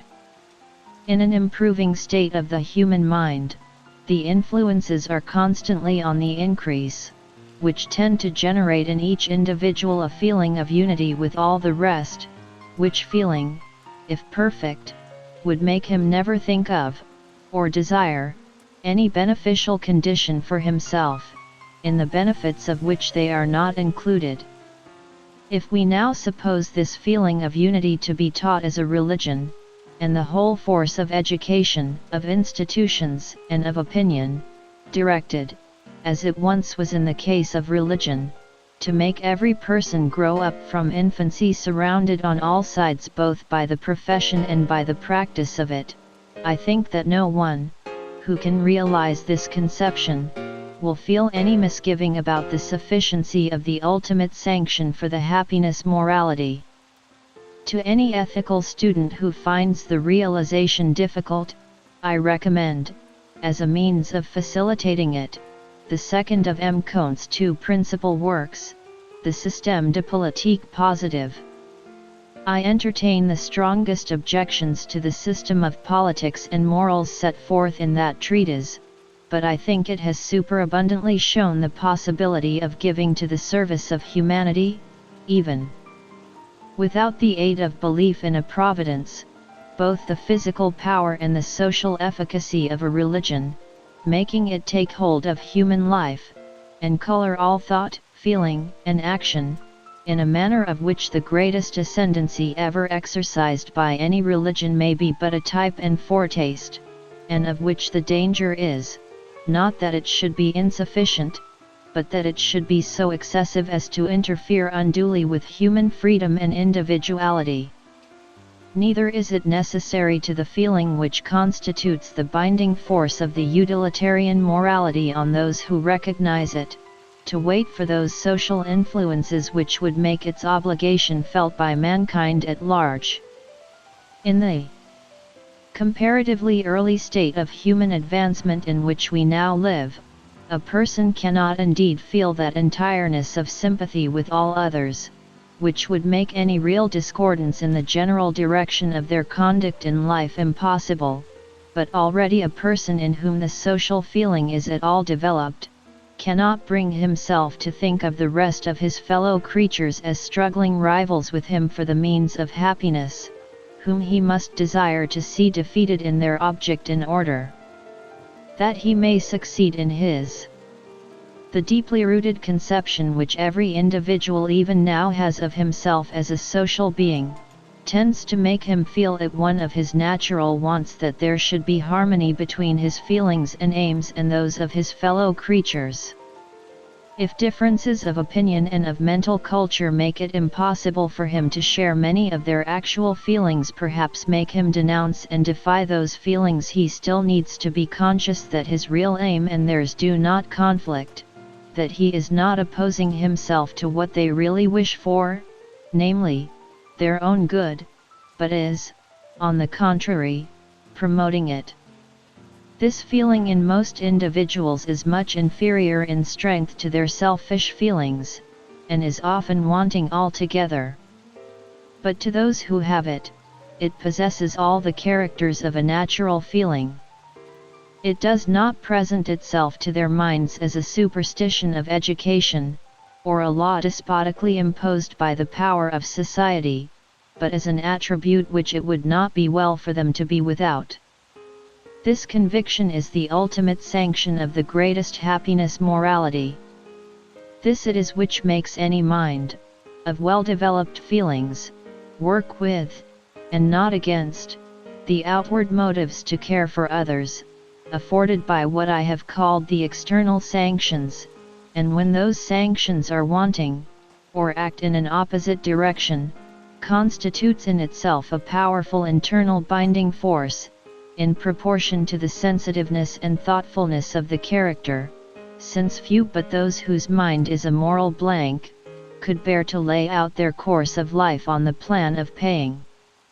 no regard to others except so far as their own private interest compels. Chapter 4. Of what sort of proof the principle of utility is susceptible. It has already been remarked that questions of ultimate ends do not admit of proof, in the ordinary acceptation of the term. To be incapable of proof by reasoning is common to all first principles, to the first premises of our knowledge, as well as to those of our conduct. But the former, being matters of fact, may be the subject of a direct appeal to the faculties which judge of fact, namely, our senses, and our internal consciousness. Can an appeal be made to the same faculties on questions of practical ends?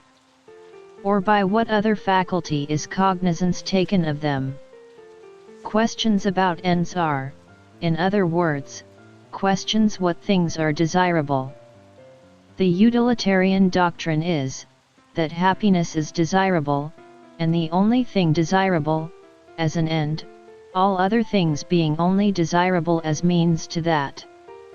end. What ought to be required of this doctrine? What conditions is it requisite that the doctrine should fulfill to make good its claim to be believed? The only proof capable of being given that an object is visible, is that people actually see it. The only proof that a sound is audible, is that people hear it, and so of the other sources of our experience. In like manner, I apprehend, the sole evidence it is possible to produce that anything is desirable, is that people do actually desire it. If the end which the utilitarian doctrine proposes to itself were not, in theory and in practice, acknowledged to be an end, nothing could ever convince any person that it was so. No reason can be given why the general happiness is desirable, except that each person, so far as he believes it to be attainable, desires his own happiness.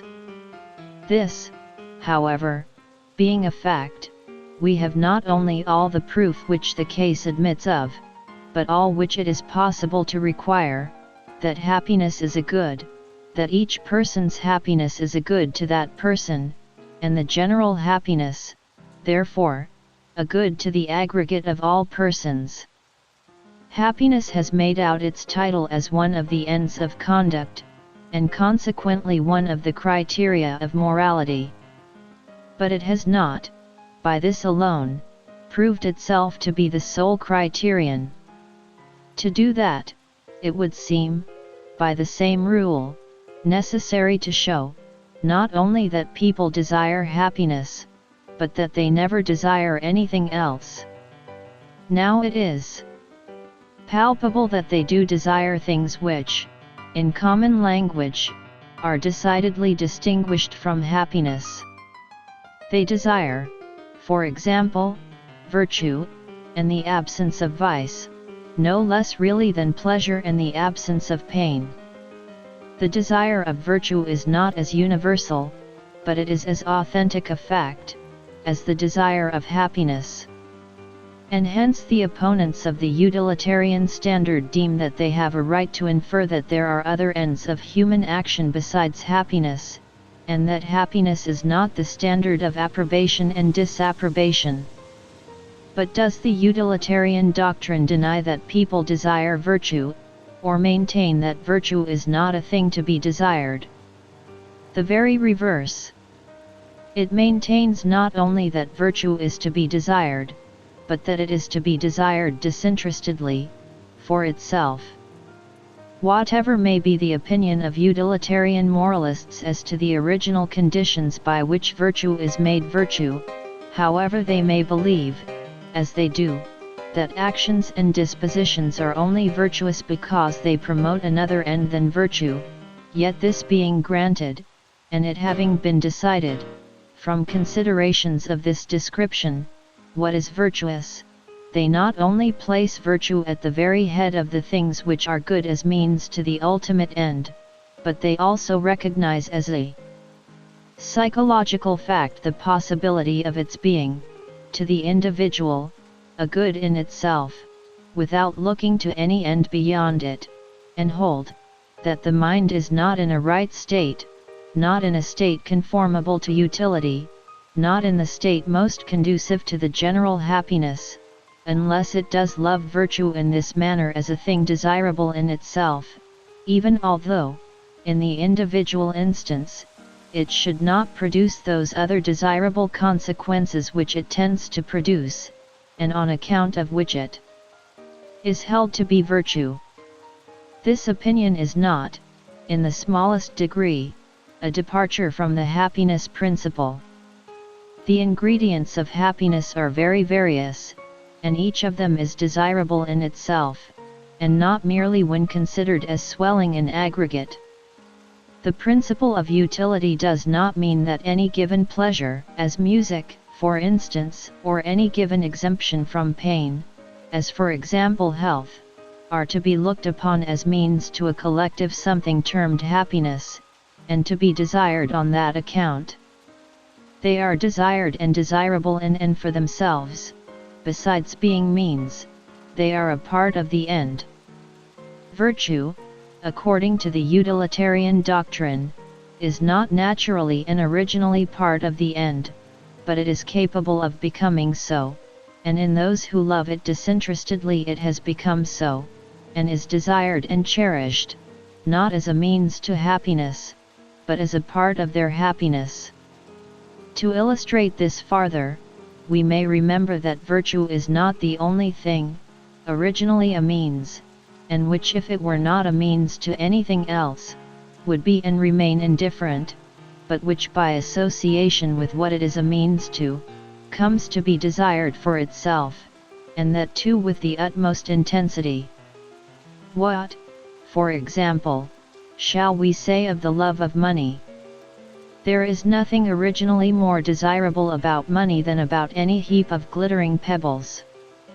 Its worth is solely that of the things which it will buy, the desires for other things than itself, which it is a means of gratifying. Yet the love of money is not only one of the strongest moving forces of human life, but money is, in many cases, desired in and for itself. The desire to possess it is often stronger than the desire to use it, and goes on increasing when all the desires which point to ends beyond it, to be compassed by it, are falling off. It may be then said truly, that money is desired not for the sake of an end, but as part of the end. From being a means to happiness, it has come to be itself a principal ingredient of the individual's conception of happiness. The same may be said of the majority of the great objects of human life, power, for example, or fame, except that to each of these there is a certain amount of immediate pleasure annexed, which has at least the semblance of being naturally inherent in them, a thing which cannot be said of money. Still, however, the strongest natural attraction, both of power and of fame, is the immense aid they give to the attainment of our other wishes, and it is the strong association thus generated between them and all our objects of desire, which gives to the direct desire of them the intensity it often assumes, so as in some characters to surpass in strength all other desires. In these cases the means have become a part of the end, and a more important part of it than any of the things which they are means to. What was once desired as an instrument for the attainment of happiness, has come to be desired for its own sake. In being desired for its own sake it is, however, desired as part of happiness. The person is made, or thinks he would be made, happy by its mere possession, and is made unhappy by failure to obtain it. The desire of it is not a different thing from the desire of happiness, any more than the love of music, or the desire of health. They are included in happiness. They are some of the elements of which the desire of happiness is made up. Happiness is not an abstract idea, but a concrete whole, and these are some of its parts. And the utilitarian standard sanctions and approves their being so. Life would be a poor thing, very ill provided with sources of happiness, if there were not this provision of nature, by which things originally indifferent, but conducive to, or otherwise associated with, the satisfaction of our primitive desires, become in themselves sources of pleasure more valuable than they. Primitive pleasures, both in permanency, in the space of human existence that they are capable of covering, and even in intensity. Virtue, according to the utilitarian conception, is a good of this description. There was no original desire of it, or motive to it, save its conduciveness to pleasure, and especially to protection from pain. But through the association thus formed, it may be felt a good in itself, and desired as such with as great intensity as any other good, and with this difference between it and the love of money, of power, or of fame, that all of these may, and often do, render the individual noxious to the other members of the society to which he belongs, whereas there is nothing which makes him so much a blessing to them as the cultivation of the disinterested love of virtue. And consequently, the utilitarian standard, while it tolerates and approves those other acquired desires, up to the point beyond which they would be more injurious to the general happiness than promotive of it, enjoins and requires the cultivation of the love of virtue up to the greatest strength possible, as being above all things important to the general happiness. It results from the preceding considerations, that there is in reality nothing desired except happiness. Whatever is desired otherwise than as a means to some end beyond itself, and ultimately to happiness, is desired as itself a part of happiness, and is not desired for itself until it has become so. Those who desire virtue for its own sake, desire it either because the consciousness of it is a pleasure, or because the consciousness of being without it is a pain, or for both reasons united, as in truth the pleasure and pain seldom exist separately, but almost always together, the same person feeling pleasure in the degree of virtue attained, and pain in not having attained more. If one of these gave him no pleasure, and the other no pain, he would not love or desire virtue, or would desire it only for the other benefits which it might produce to himself or to persons whom he cared for. We have now, then, an answer to the question, of what sort of proof the principle of utility is susceptible. If the opinion which I have now stated is psychologically true, if human nature is so constituted as to desire nothing which is not either a part of happiness or a means of happiness, we can have no other proof, and we require no other, that these are the only things desirable. If so,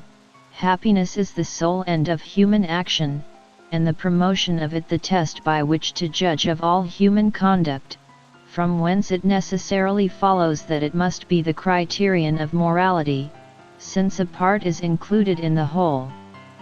And now to decide whether this is really so, whether mankind do desire nothing for itself but that which is a pleasure to them,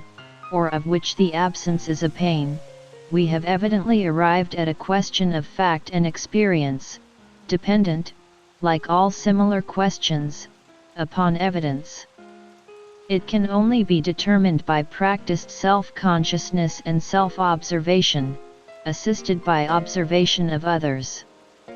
I believe that these sources of evidence, impartially consulted, will declare that desiring a thing and finding it pleasant, aversion to it and thinking of it as painful, are phenomena entirely inseparable, or rather two parts of the same phenomenon, in strictness of language, two different modes of naming the same psychological fact, that to think of an object as desirable, unless for the sake of its consequences, and to think of it as pleasant, are one and the same thing, and that to desire anything, except in proportion as the idea of it is pleasant, is a physical and metaphysical impossibility. So obvious does this appear to me, that I expect it will hardly be disputed, and the objection made will be, not that desire can possibly be directed to anything ultimately except pleasure and exemption from pain, but that the will is a different thing from desire, that a person of confirmed virtue, or any other person whose purposes are fixed, carries out his purposes without any thought of the pleasure he has in contemplating them, or expects to derive from their fulfillment, and persists in acting on them, even though these pleasures are much diminished, by changes in his character or decay of his passive sensibilities, or are outweighed by the pains which the pursuit of the purposes may bring upon him. All this I fully admit, and have stated it elsewhere as positively and emphatically as anyone. Will, the active phenomenon, is a different thing from desire, the state of passive sensibility, and though originally an offshoot from it, may in time take root and detach itself from the parent stock, so much so, that in the case of an habitual purpose, instead of willing the thing because we desire it, we often desire it only because we will it. This, however, is but an instance of that familiar fact, the power of habit, and is nowise confined to the case of virtuous actions. Many indifferent things, which men originally did from a motive of some sort, they continue to do from habit. Sometimes this is done unconsciously, the consciousness coming only after the action, at other times with conscious volition, but volition which has become habitual, and is put into operation by the force of habit, in opposition perhaps to the deliberate preference, as often happens with those who have contracted habits of vicious or hurtful indulgence. Third and last comes the case in which the habitual act of will in the individual instance is not in contradiction to the general intention prevailing at other times, but in fulfillment of it, as in the case of the person of confirmed virtue, and of all who pursue deliberately and consistently any determinate end. The distinction between will and desire thus understood, is an authentic and highly important psychological fact, but the fact consists solely in this, that will, like all other parts of our constitution, is amenable to habit, and that we may will from habit what we no longer desire for itself, or desire only because we will it. It is not the less true that will, in the beginning, is entirely produced by desire, including in that term the repelling influence of pain as well as the attractive one of pleasure. Let us take into consideration, no longer the person who has a confirmed will to do right, but him in whom that virtuous will is still feeble, conquerable by temptation, and not to be fully relied on. By what means can it be strengthened? How can the will to be virtuous, where it does not exist in sufficient force, be implanted or awakened? Only by making the person desire virtue, by making him think of it in a pleasurable light, or of its absence in a painful one. It is by associating the doing right with pleasure, or the doing wrong with pain, or by eliciting and impressing and bringing home to the person's experience the pleasure naturally involved in the one or the pain in the other, that it is possible to call forth that will to be virtuous, which, when confirmed, acts without any thought of either pleasure or pain. Will is the child of desire, and passes out of the dominion of its parent only to come under that of habit. That which is the result of habit affords no presumption of being intrinsically good, and there would be no reason for wishing that the purpose of virtue should become independent of pleasure and pain, were it not that the influence of the pleasurable and painful associations which prompt to virtue is not sufficiently to be depended on for unerring constancy of action until it has acquired the support of habit. Both in feeling and in conduct, habit is the only thing which imparts certainty, and it is because of the importance to others of being able to rely absolutely on one's feelings and conduct, and to oneself of being able to rely on one's own, that the will to do right ought to be cultivated into this habitual independence. In other words, this state of the will is a means to good, not intrinsically a good, and does not contradict the doctrine that nothing is a good to human beings but in so far as it is either itself pleasurable, or a means of attaining pleasure or averting pain. But if this doctrine be true, the principle of utility is proved. Whether it is so or not, must now be left to the consideration of the thoughtful reader. Chapter 5. On the connection between justice and utility. In all ages of speculation, one of the strongest obstacles to the reception of the doctrine that utility or happiness is the criterion of right and wrong, has been drawn from the idea of justice, the powerful sentiment, and apparently clear perception, which that word recalls with a rapidity and certainty resembling an instinct, have seemed to the majority of thinkers to point to an inherent quality in things, to show that the just must have an existence in nature as something absolute, generically distinct from every variety of the expedient, and, in idea, opposed to it, though, as is commonly acknowledged, never, in the long run, disjoined from it in fact. In the case of this, as of our other moral sentiments, there is no necessary connection between the question of its origin, and that of its binding force. That a feeling is bestowed on us by nature, does not necessarily legitimate all its promptings. The feeling of justice might be a peculiar instinct, and might yet require, like our other instincts, to be controlled and enlightened by a higher reason. If we have intellectual instincts, leading us to judge in a particular way, as well as animal instincts that prompt us to act in a particular way, there is no necessity that the former should be more infallible in their sphere than the latter in theirs. It may as well happen that wrong judgments are occasionally suggested by those, as wrong actions by these. But though it is one thing to believe that we have natural feelings of justice, and another to acknowledge them as an ultimate criterion of conduct, these two opinions are very closely connected in point of fact. Mankind are always predisposed to believe that any subjective feeling, not otherwise accounted for, is a revelation of some objective reality. Our present object is to determine whether the reality, to which the feeling of justice corresponds, is one which needs any such special revelation,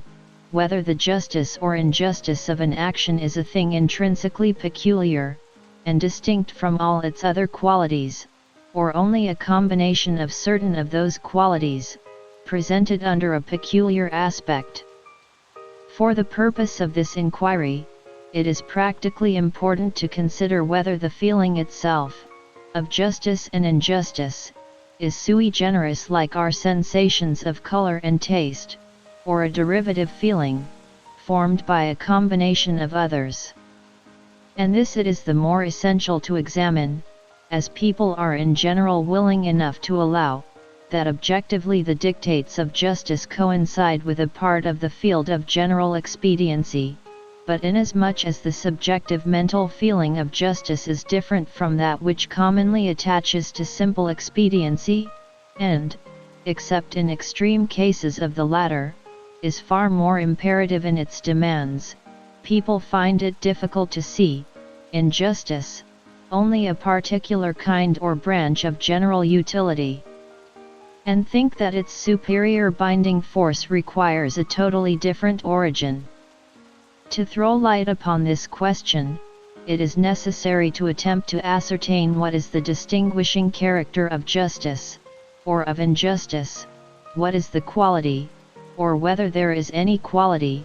attributed in common to all modes of conduct designated as unjust, for justice, like many other moral attributes, is best defined by its opposite, and distinguishing them from such modes of conduct as are disapproved, but without having that particular epithet of disapprobation applied to them. If, in everything which men are accustomed to characterize as just or unjust, some one common attribute or collection of attributes is always present, we may judge whether this particular attribute or combination of attributes would be capable of gathering round it a sentiment of that peculiar character and intensity by virtue of the general laws of our emotional constitution, or whether the sentiment is inexplicable, and requires to be regarded as a special provision of nature. If we find the former to be the case, we shall, in resolving this question, have resolved also the main problem. If the latter, we shall have to seek for some other mode of investigating it. To find the common attributes of a variety of objects, it is necessary to begin by surveying the objects themselves in the concrete. Let us therefore advert successively to the various modes of action and arrangements of human affairs, which are classed, by universal or widely spread opinion, as just or as unjust. The things well known to excite the sentiments associated with those names, are of a very multifarious character. I shall pass them rapidly in review, without studying any particular arrangement. In the first place, it is mostly considered unjust to deprive any one of his personal liberty, his property, or any other thing which belongs to him by law. Here, therefore, is one instance of the application of the terms just and unjust in a perfectly definite sense, namely, that it is just to respect, unjust to violate, the legal rights of any one. But this judgment admits of several exceptions, arising from the other forms in which the notions of justice and injustice present themselves. For example, the person who suffers the deprivation may, as the phrase is, have forfeited the rights which he is so deprived of, a case to which we shall return presently. But also, secondly, the legal rights of which he is deprived, may be rights which ought not to have belonged to him. In other words, the law which confers on him these rights, may be a bad law. When it is so, or when, which is the same thing for our purpose, it is supposed to be so, opinions will differ as to the justice or injustice of infringing it. Some maintain that no law, however bad, ought to be disobeyed by an individual citizen, that his opposition to it, if shown at all, should only be shown in endeavoring to get it altered by competent authority. This opinion, which condemns many of the most illustrious benefactors of mankind, and would often protect pernicious institutions against the only weapons which, in the state of things existing at the time, have any chance of succeeding against them, is defended, by those who hold it, on grounds of expediency, principally on that of the importance, to the common interest of mankind, of maintaining inviolate the sentiment of submission to law.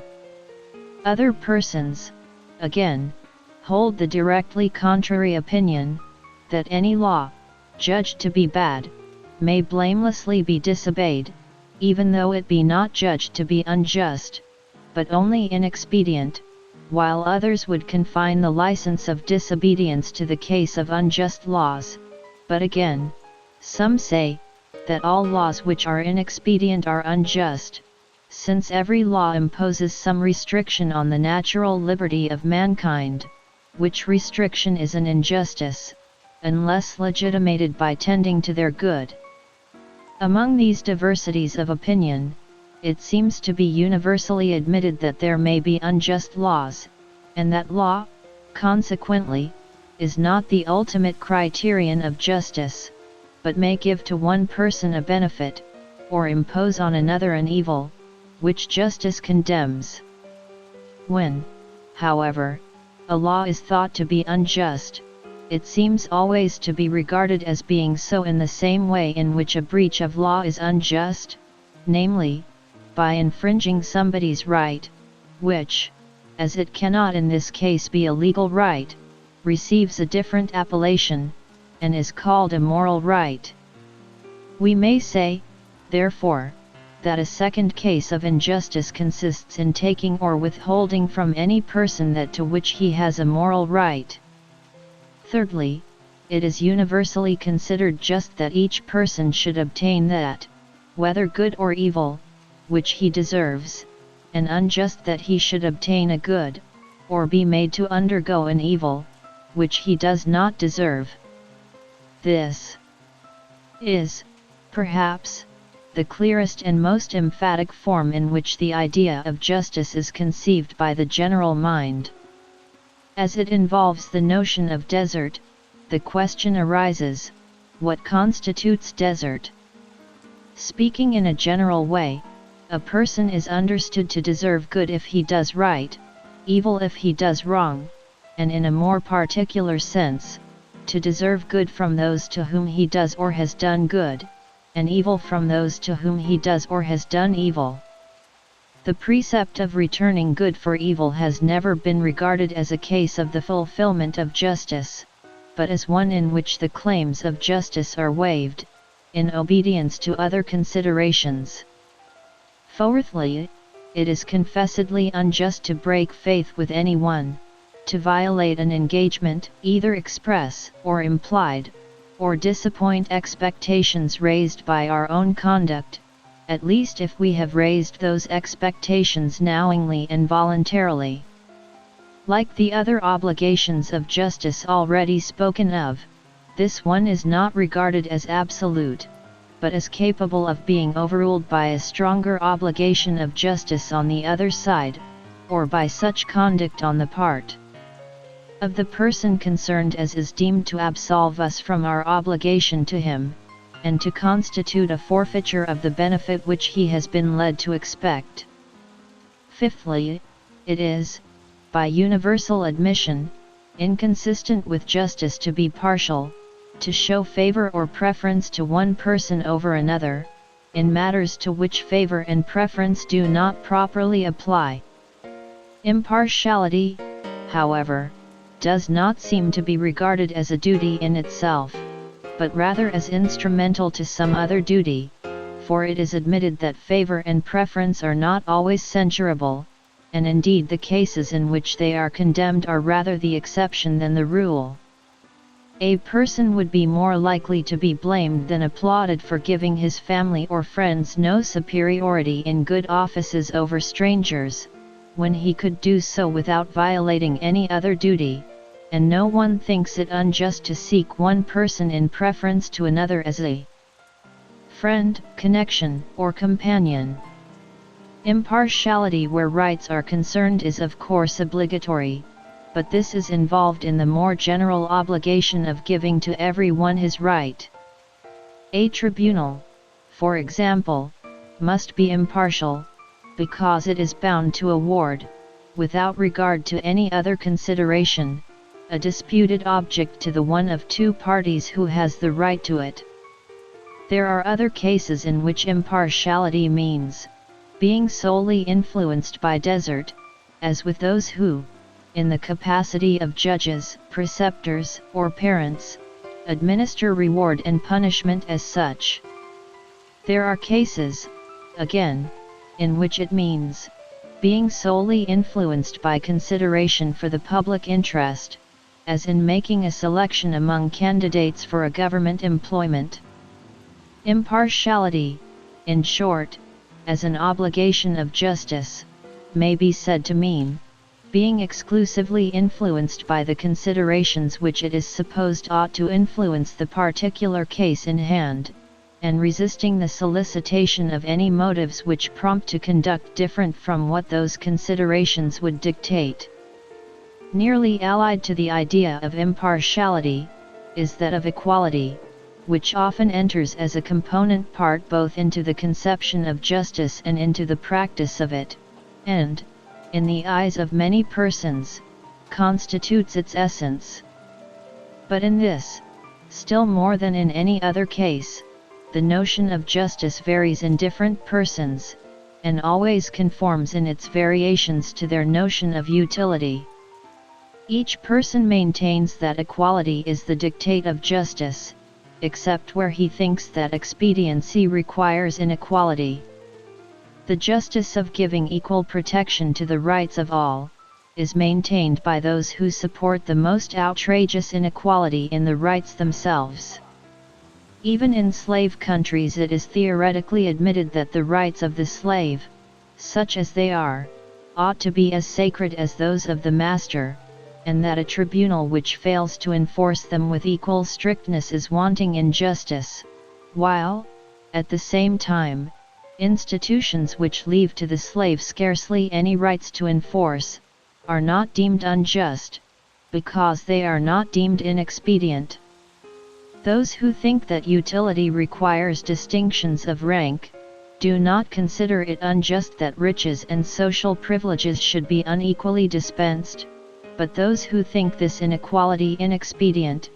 think it unjust also. Whoever thinks that government is necessary, sees no injustice in as much inequality as is constituted by giving to the magistrate powers not granted to other people.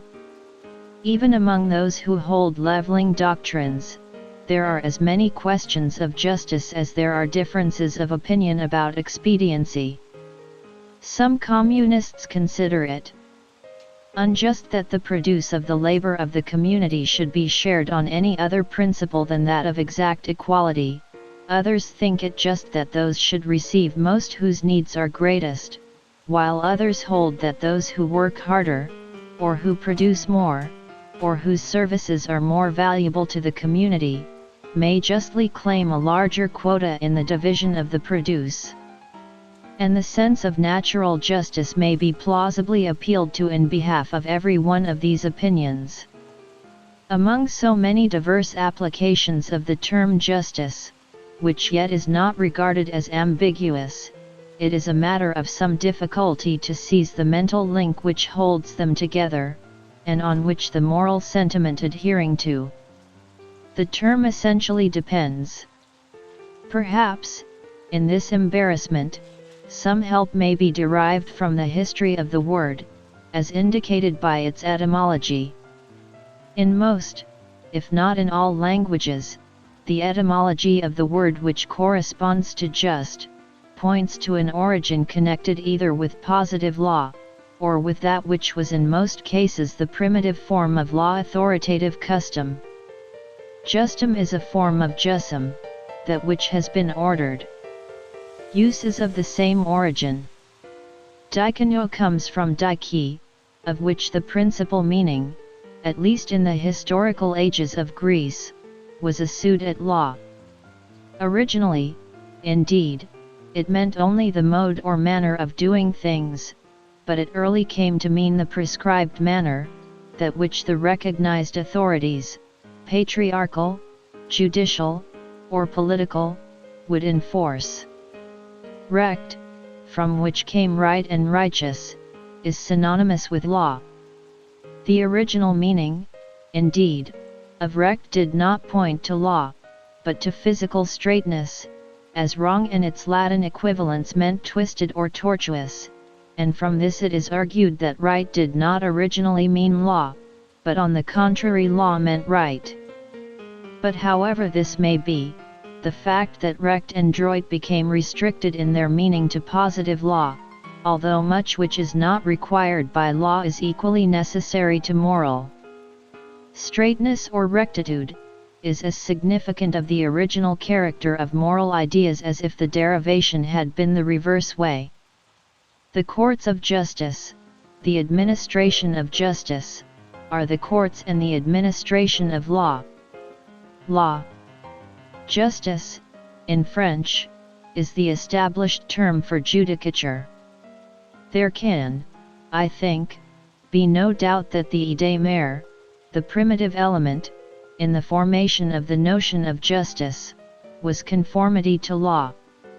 It constituted the entire idea among the Hebrews, up to the birth of Christianity, as might be expected in the case of a people whose laws attempted to embrace all subjects on which precepts were required,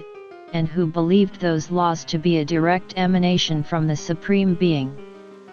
But other nations, and in particular the Greeks and Romans, who knew that their laws had been made originally, and still continued to be made, by men,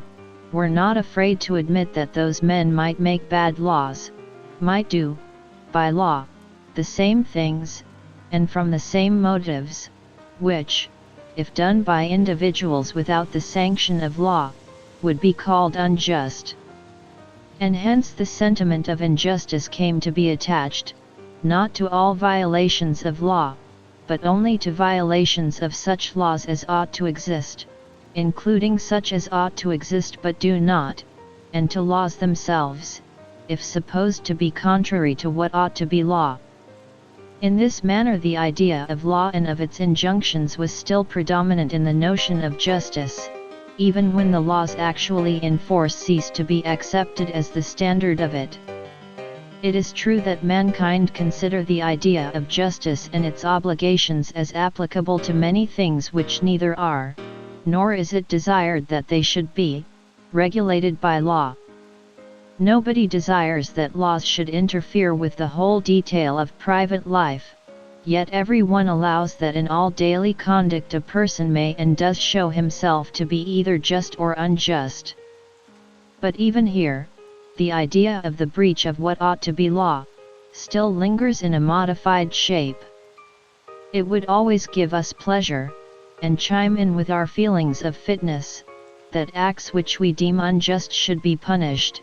though we do not always think it expedient that this should be done by the tribunals. We forego that gratification on account of incidental inconveniences. We should be glad to see just conduct enforced and injustice repressed, even in the minutest details, if we were not, with reason, afraid of trusting the magistrate with so unlimited an amount of power over individuals. When we think that a person is bound in justice to do a thing, it is an ordinary form of language to say, that he ought to be compelled to do it. We should be gratified to see the obligation enforced by anybody who had the power. If we see that its enforcement by law would be inexpedient,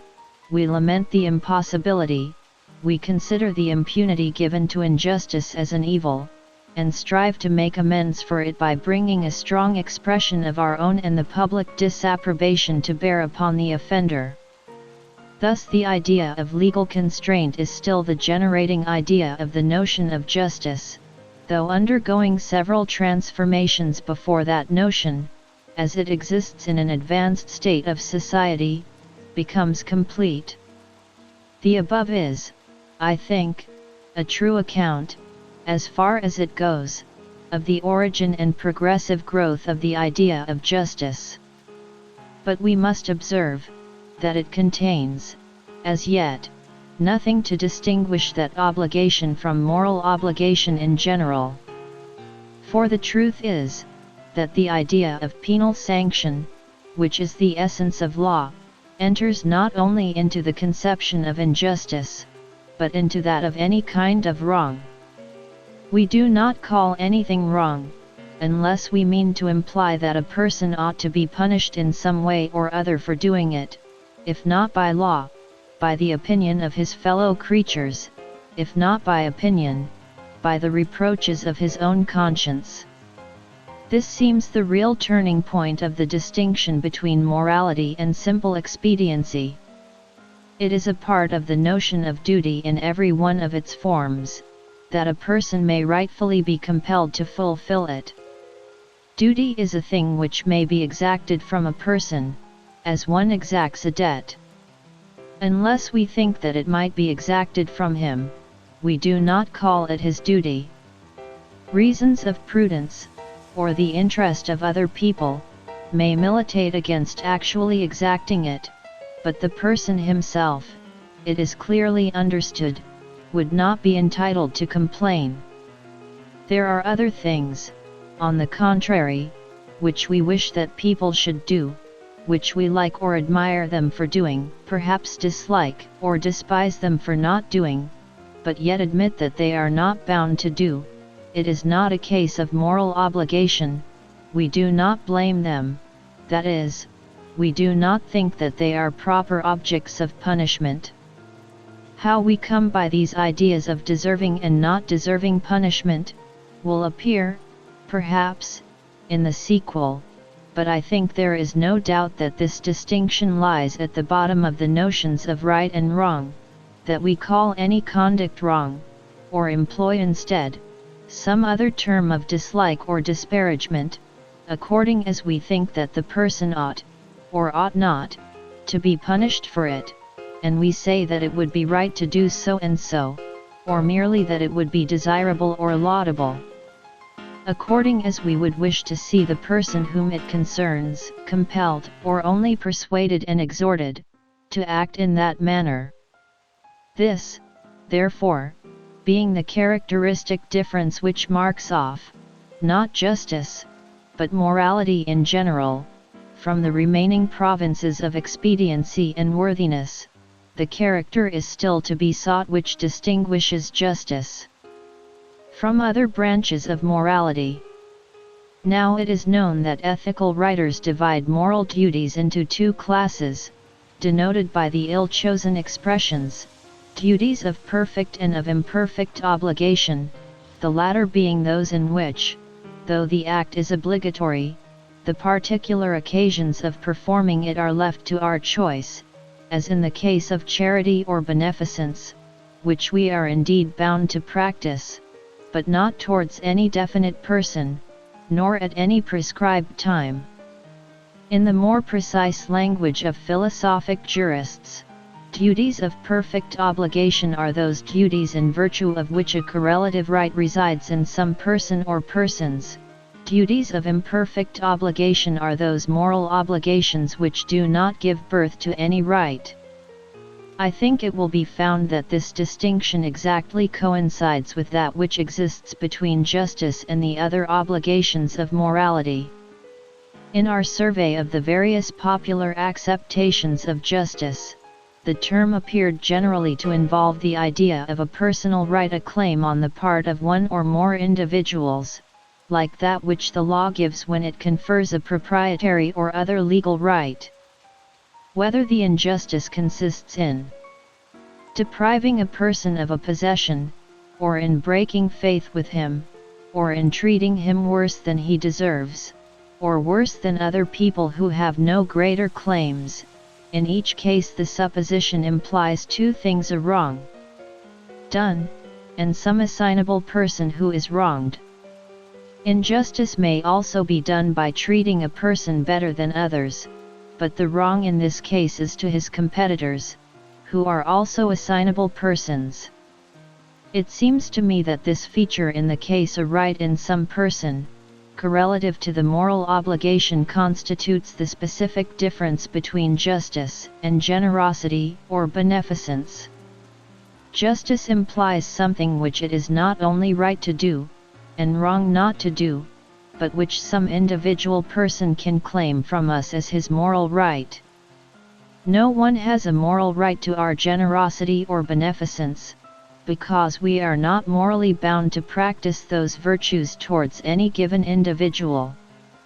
And it will be found, with respect to this as with respect to every correct definition, that the instances which seem to conflict with it are those which most confirm it.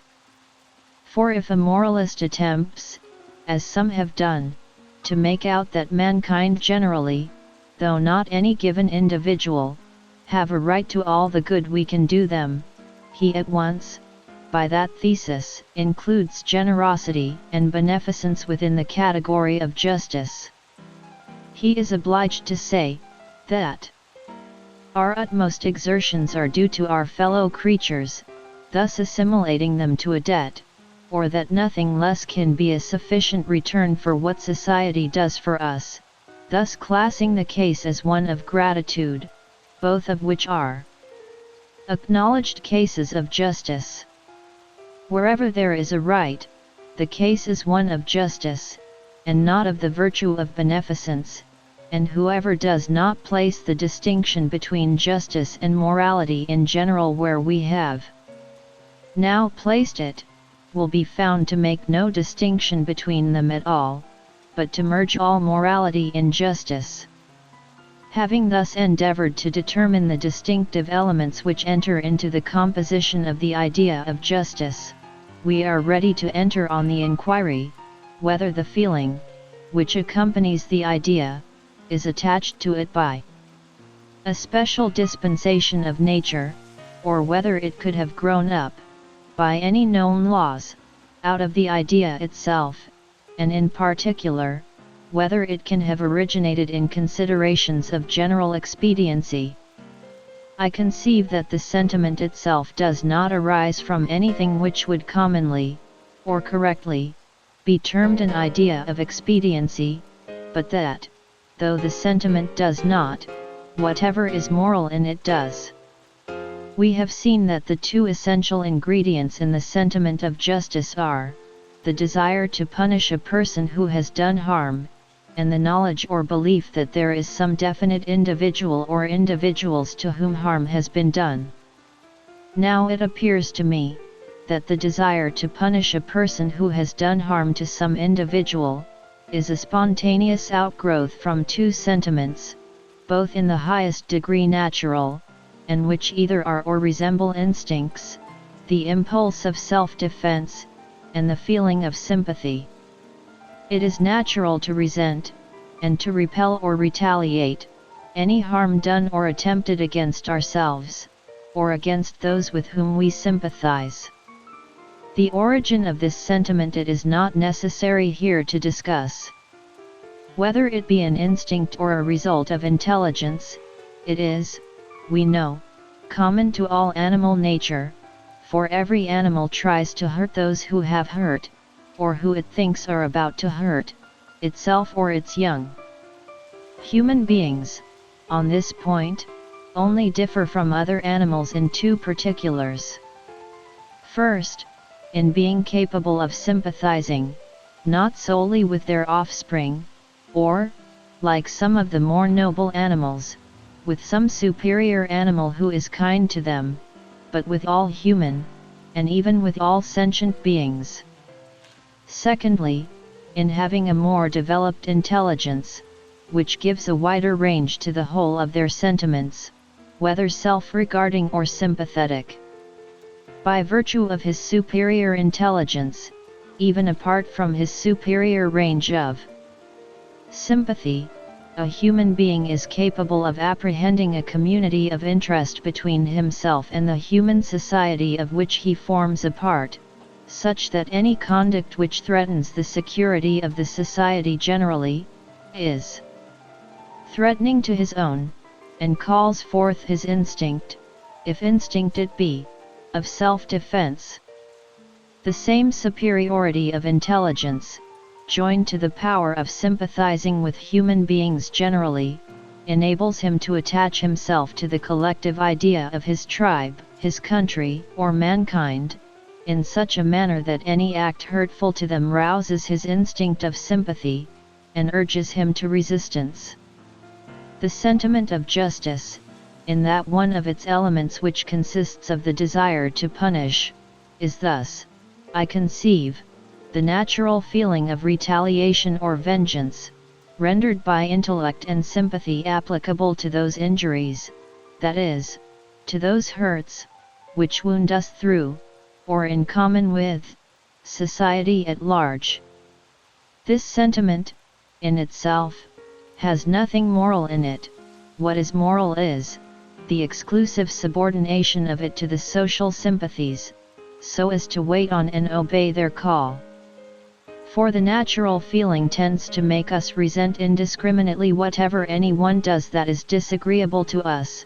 but when moralized by the social feeling, it only acts in the directions conformable to the general good, just persons resenting a hurt to society, though not otherwise a hurt to themselves, and not resenting a hurt to themselves, however painful, unless it be of the kind which society has a common interest with them in the repression of.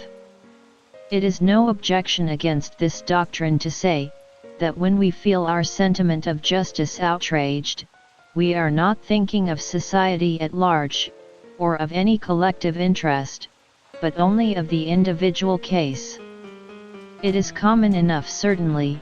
though the reverse of commendable, to feel resentment merely because we have suffered pain, but a person whose resentment is really a moral feeling, that is, who considers whether an act is blamable before he allows himself to resent it, such a person, though he may not say expressly to himself that he is standing up for the interest of society, certainly does feel that he is asserting a rule which is for the benefit of others as well as for his own.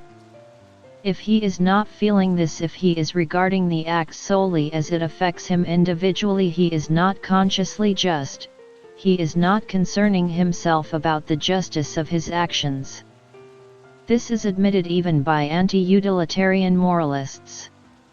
When Kant, as before remarked, propounds as the fundamental principle of morals, so act, that thy rule of conduct might be adopted as a law by all rational beings, he virtually acknowledges that the interest of mankind collectively, or at least of mankind indiscriminately, must be in the mind of the agent when conscientiously deciding on the morality of the act. Otherwise he uses words without a meaning, for that a rule even of utter selfishness could not possibly be adopted by all rational beings, that there is any insuperable obstacle in the nature of things to its adoption cannot be even plausibly maintained. To give any meaning to Kant's principle, the sense put upon it must be, that we ought to shape our conduct by a rule which all rational beings might adopt with benefit to their collective interest. To recapitulate, the idea of justice supposes two things, a rule of conduct, and a sentiment which sanctions the rule. The first must be supposed common to all mankind, and intended for their good. The other, the sentiment, is a desire that punishment may be suffered by those who infringe the rule. There is involved, in addition, the conception of some definite person who suffers by the infringement, whose rights, to use the expression appropriated to the case, are violated by it. And the sentiment of justice appears to me to be the animal desire to repel or retaliate a hurt or damage to oneself, or to those with whom one sympathizes, widened so as to include all persons, by the human capacity of enlarged sympathy, and the human conception of intelligent self-interest. From the latter elements, the feeling derives its morality, from the former, its peculiar impressiveness, and energy of self-assertion. I have, throughout, treated the idea of a right residing in the injured person, and violated by the injury, not as a separate element in the composition of the idea and sentiment, but as one of the forms in which the other two elements clothe themselves. These elements are, a hurt to some assignable person or persons on the one hand, and a demand for punishment on the other. An examination of our own minds, I think, will show that these two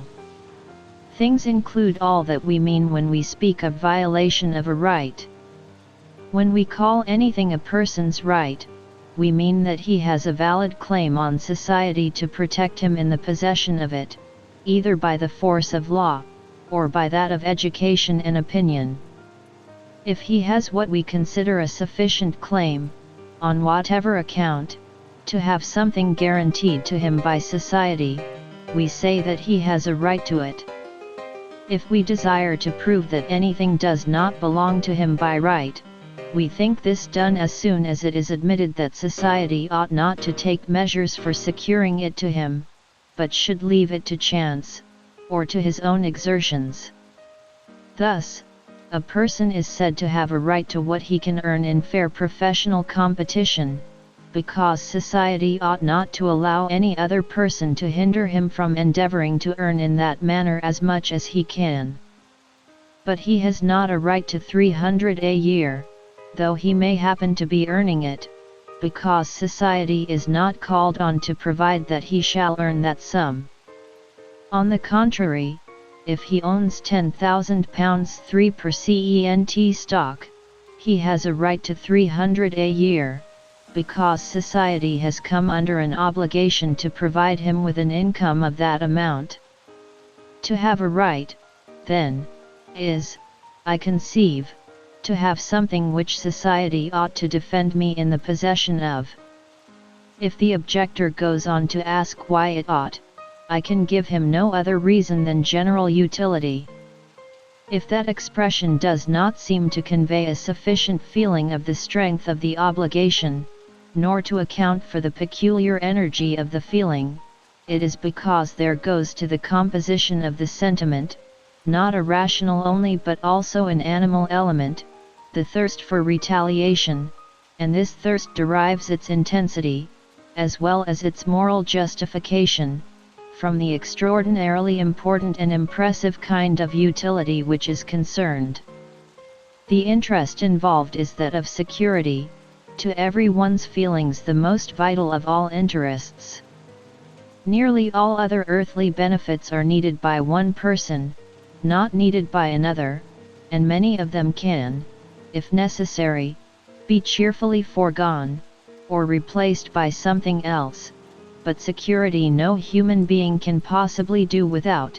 On it we depend for all our immunity from evil, and for the whole value of all and every good, beyond the passing moment, since nothing but the gratification of the instant could be of any worth to us, if we could be deprived of everything the next instant by whoever was momentarily stronger than ourselves. Now this most indispensable of all necessaries, after physical nutriment, cannot be had, unless the machinery for providing it is kept unintermittedly in active play. Our notion, therefore,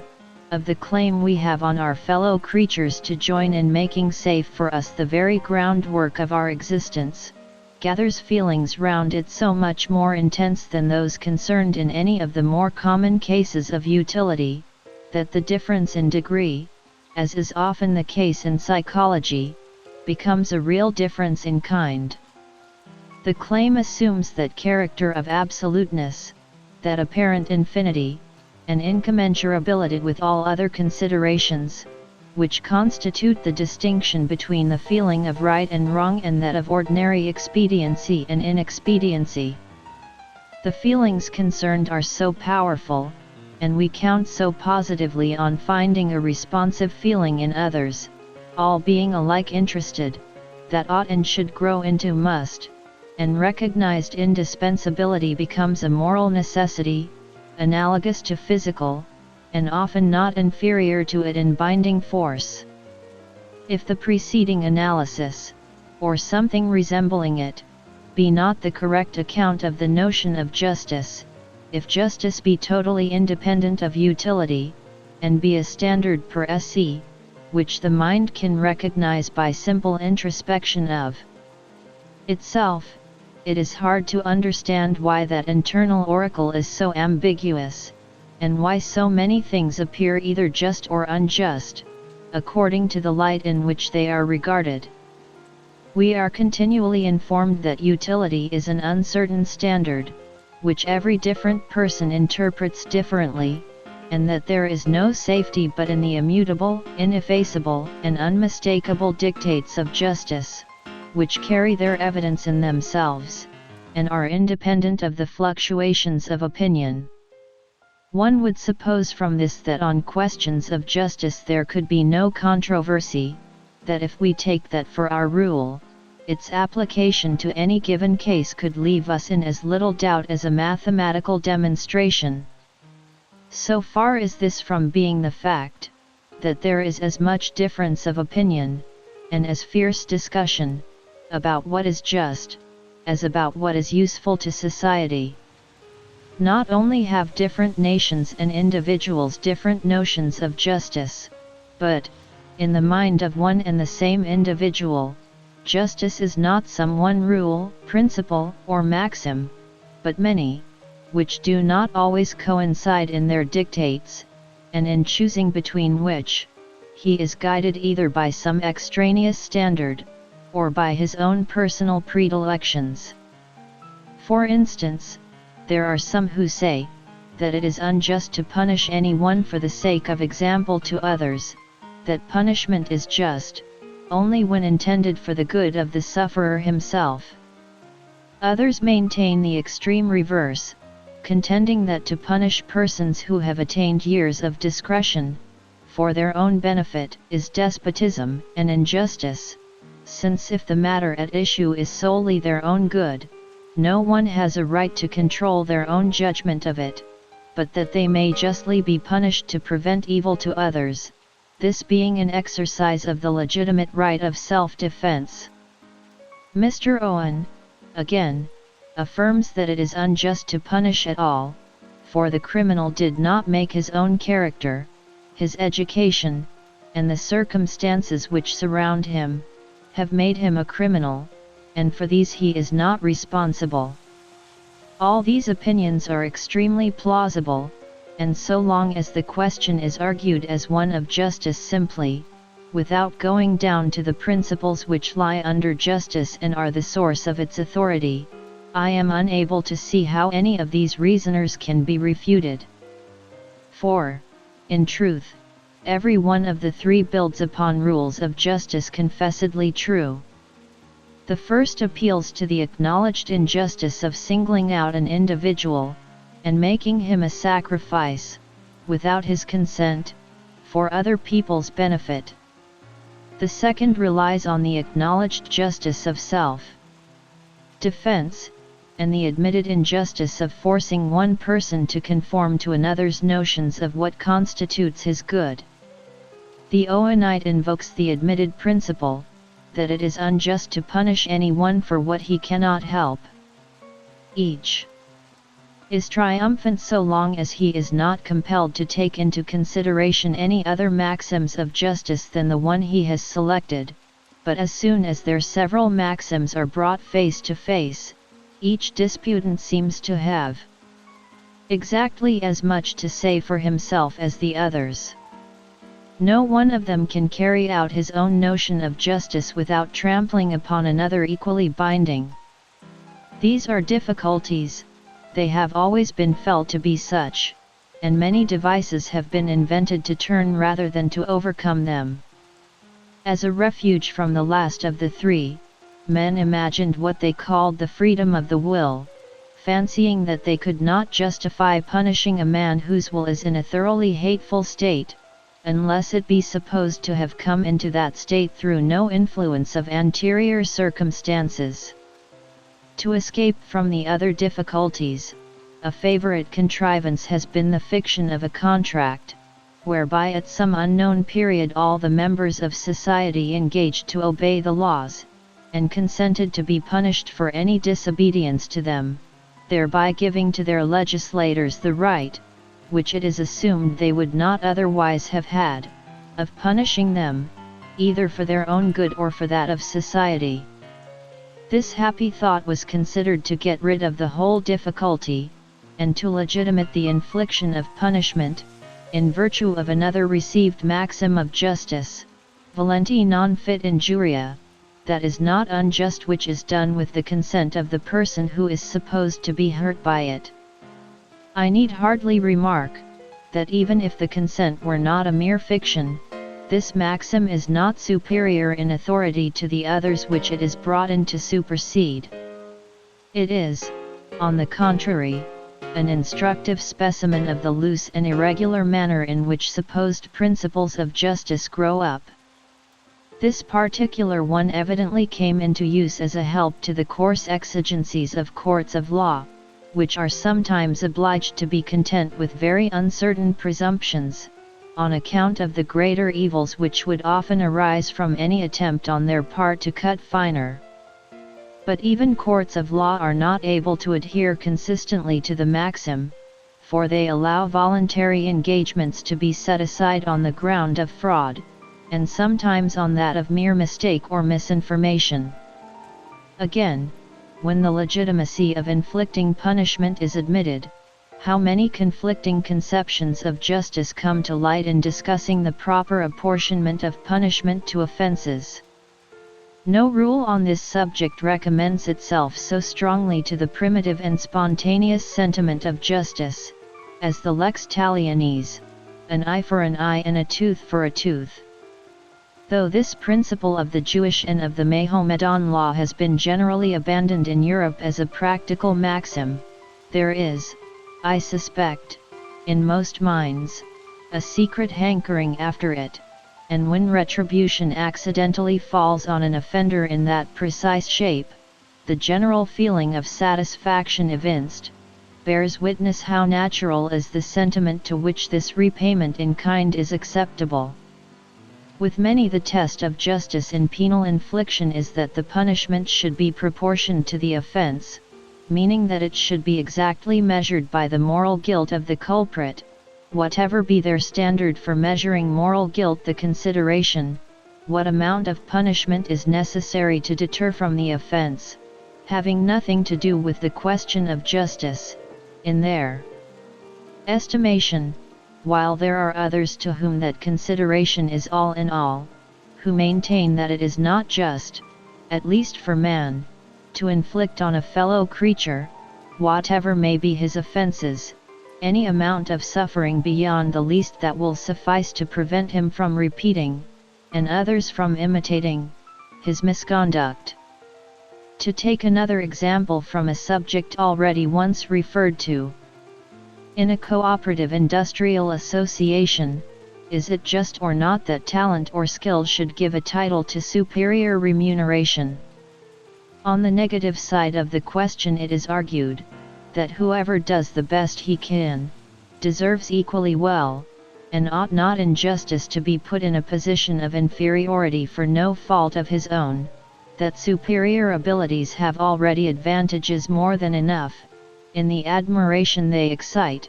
the personal influence they command, and the internal sources of satisfaction attending them, without adding to these a superior share of the world's goods, and that society is bound in justice rather to make compensation to the less favored, for this unmerited inequality of advantages, than to aggravate it. On the contrary side it is contended, that society receives more from the more efficient laborer, that his services being more useful, society owes him a larger return for them, that a greater share of the joint result is actually his work, and not to allow his claim to it is a kind of robbery, that if he is only to receive as much as others, he can only be justly required to produce as much, and to give a smaller amount of time and exertion, proportioned to his superior efficiency. Who shall decide between these appeals to conflicting principles of justice? Justice has in this case two sides to it, which it is impossible to bring into harmony, and the two disputants have chosen opposite sides. The one looks to what it is just that the individual should receive, the other to what it is just that the community should give. Each, from his own point of view, is unanswerable, and any choice between them, on grounds of justice, must be perfectly arbitrary. Social utility alone can decide the preference. How many, again, and how irreconcilable, are the standards of justice to which reference is made in discussing the repartition of taxation? One opinion is, that payment to the state should be in numerical proportion to pecuniary means. Others think that justice dictates what they term graduated taxation, taking a higher percentage from those who have more to spare. In point of natural justice, a strong case might be made for disregarding means altogether, and taking the same absolute sum, whenever it could be got, from every one, as the subscribers to a mess, or to a club, all pay the same sum for the same privileges, whether they can all equally afford it or not. Since the protection, it might be said, of law and government is afforded to, and is equally required by, all, there is no injustice in making all buy it at the same price. It is reckoned justice, not injustice, that a dealer should charge to all customers the same price for the same article, not a price varying according to their means of payment. This doctrine, as applied to taxation, finds no advocates, because it conflicts strongly with men's feelings of humanity and perceptions of social expediency, but the principle of justice which it invokes is as true and as binding as those which can be appealed to against it. Accordingly, it exerts a tacit influence on the line of defense employed for other modes of assessing taxation. People feel obliged to argue that the state does more for the rich than for the poor, as a justification for its taking more from them, though this is in reality not true, for the rich would be far better able to protect themselves, in the absence of law or government, than the poor, and indeed would probably be successful in converting the poor into their slaves. Others, again, so far defer to the same conception of justice, as to maintain that all should pay an equal capitation tax for the protection of their persons, these being of equal value to all, and an unequal tax for the protection of their property, which is unequal. To this others reply, that the all of one man is as valuable to him as the all of another. From these confusions there is no other mode of extrication than the utilitarian. Is, then, the difference between the just and the expedient a merely imaginary distinction? Have mankind been under a delusion in thinking that justice is a more sacred thing than policy, and that the latter ought only to be listened to after the former has been satisfied? By no means. The exposition we have given of the nature and origin of the sentiment recognizes a real distinction,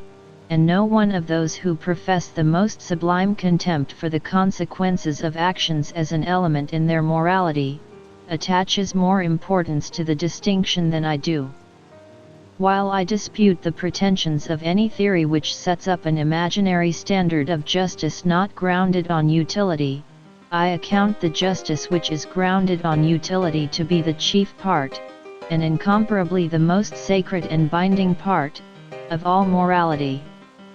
Justice is a name for certain classes of moral rules, which concern the essentials of human well-being more nearly, and are therefore of more absolute obligation, than any other rules for the guidance of life, and the notion which we have found to be of the essence of the idea of justice, that of a right residing in an individual, implies and testifies to this more binding obligation. The moral rules which forbid mankind to hurt one another, in which we must never forget to include wrongful interference with each other's freedom, are more vital to human well-being than any maxims, however important, which only point out the best mode of managing some department of human affairs. They have also the peculiarity, that they are the main element in determining the whole of the social feelings of mankind. It is their observance which alone preserves peace among human beings. If obedience to them were not the rule, and disobedience the exception, every one would see in every one else a probable enemy, against whom he must be perpetually guarding himself. What is hardly less important, these are the precepts which mankind have the strongest and the most direct inducements for impressing upon one another. By merely giving to each other prudential instruction or exhortation, they may gain, or think they gain, nothing. In inculcating on each other the duty of positive beneficence they have an unmistakable interest, but far less in degree. A person may possibly not need the benefits of others, but he always needs that they should not do him hurt. Thus the moralities which protect every individual from being harmed by others, either directly or by being hindered in his freedom of pursuing his own good, are at once those which he himself has most at heart, and those which he has the strongest interest in publishing and enforcing by word and deed. It is by a person's observance of these, that his fitness to exist as one of the fellowship of human beings, is tested and decided, for on that depends his being a nuisance or not to those with whom he is in contact. Now it is these moralities primarily, which compose the obligations of justice. The most marked cases of injustice, and those which give the tone to the feeling of repugnance which characterizes the sentiment, are acts of wrongful aggression, or wrongful exercise of power over someone. The next are those which consist in wrongfully withholding from him something which is his due, in both cases, inflicting on him a positive hurt, either in the form of direct suffering, or of the privation of some good which he had reasonable ground, either of a physical or of a social kind, for counting upon the same powerful motives which command the observance of these primary moralities, enjoin the punishment of those who violate them, and as the impulses of self-defense, of defense of others, and of vengeance, are all called forth against such persons. Retribution, or evil for evil, becomes closely connected with the sentiment of justice, and is universally included in the idea. Good for good is also one of the dictates of justice, and this, though its social utility is evident, and though it carries with it a natural human feeling, has not at first sight that obvious connection with hurt or injury, which, existing in the most elementary cases of just and unjust, is the source of the characteristic intensity of the sentiment. But the connection, though less obvious, is not less real. He who accepts benefits, and denies a return of them when needed, inflicts a real hurt, by disappointing one of the most natural and reasonable of expectations, and one which he must at least tacitly have encouraged, otherwise the benefits would seldom have been conferred. The important rank, among human evils and wrongs, of the disappointment of expectation, is shown in the fact that it constitutes the principal criminality of two such highly immoral acts as a breach of friendship and a breach of promise. Few hurts which human beings can sustain are greater, and none wound more, than when that on which they habitually and with full assurance relied, fails them in the hour of need, and few wrongs are greater than this mere withholding of good. None excite more resentment, either in the person suffering, or in a sympathizing spectator. The principle, therefore, of giving to each what they deserve, that is, good for good as well as evil for evil, is not only included within the idea of justice as we have defined it, but is a proper object of that intensity of sentiment, which places the just, in human estimation, above the simply expedient. Most of the maxims of justice current in the world, and commonly appealed to in its transactions, are simply instrumental to carrying into effect the principles of justice which we have now spoken of.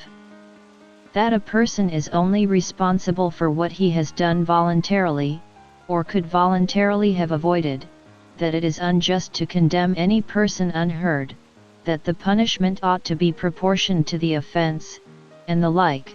are maxims intended to prevent the just principle of evil for evil from being perverted to the infliction of evil without that justification.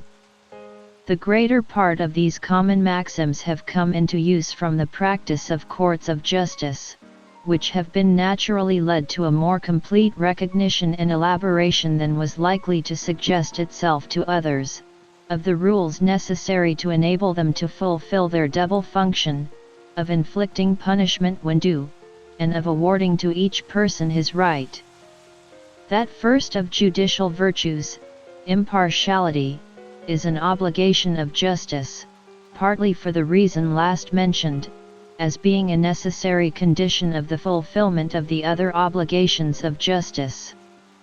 But this is not the only source of the exalted rank, among human obligations, of those maxims of equality and impartiality, which, both in popular estimation and in that of the most enlightened, are included among the precepts of justice. In one point of view, they may be considered as corollaries from the principles already laid down. If it is a duty to do to each according to his deserts, returning good for good as well as repressing evil by evil, it necessarily follows that we should treat all equally well, when no higher duty forbids, who have deserved equally well of us, and that society should treat all equally well who have deserved equally well of it, that is, who have deserved equally well absolutely. This is the highest abstract standard of social and distributive justice, towards which all institutions, and the efforts of all virtuous citizens, should be made in the utmost possible degree to converge. But this great moral duty rests upon a still deeper foundation, being a direct emanation from the first principle of morals, and not a mere logical corollary from secondary or derivative doctrines. It is involved in the very meaning of utility, or the greatest happiness. Principle. That principle is a mere form of words without rational signification, unless one person's happiness, supposed equal in degree, with the proper allowance made for kind, is counted for exactly as much as another's. Those conditions being supplied, Bentham's dictum, everybody to count for one, nobody for more than one, might be written under the principle of utility as an explanatory commentary. The equal claim of everybody to happiness in the estimation of the moralist and the legislator, involves an equal claim to all the means of happiness, except in so far as the inevitable conditions of human life, and the general interest, in which that of every individual is included, set limits to the maxim, and those limits ought to be strictly construed. As every other maxim of justice, so this, is by no means applied or held applicable universally. On the contrary, as I have already remarked, it bends to every person's ideas of social expediency. But in whatever case it is deemed applicable at all, it is held to be the dictate of justice. All persons are deemed to have a right to equality of treatment, except when some recognized social expediency requires the reverse. And hence all social inequalities which have ceased to be considered expedient, assume the character not of simple inexpediency,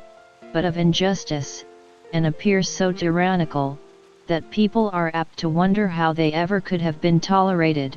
forgetful that they themselves perhaps tolerate other inequalities under an equally mistaken notion of expediency,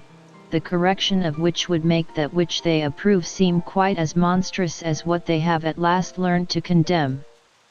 The entire history of social improvement has been a series of transitions, by which one custom or institution after another, from being a supposed primary necessity of social existence, has passed into the rank of an universally stigmatized injustice and tyranny. So it has been with the distinctions of slaves and freemen, nobles and serfs, patricians and plebeians, and so it will be,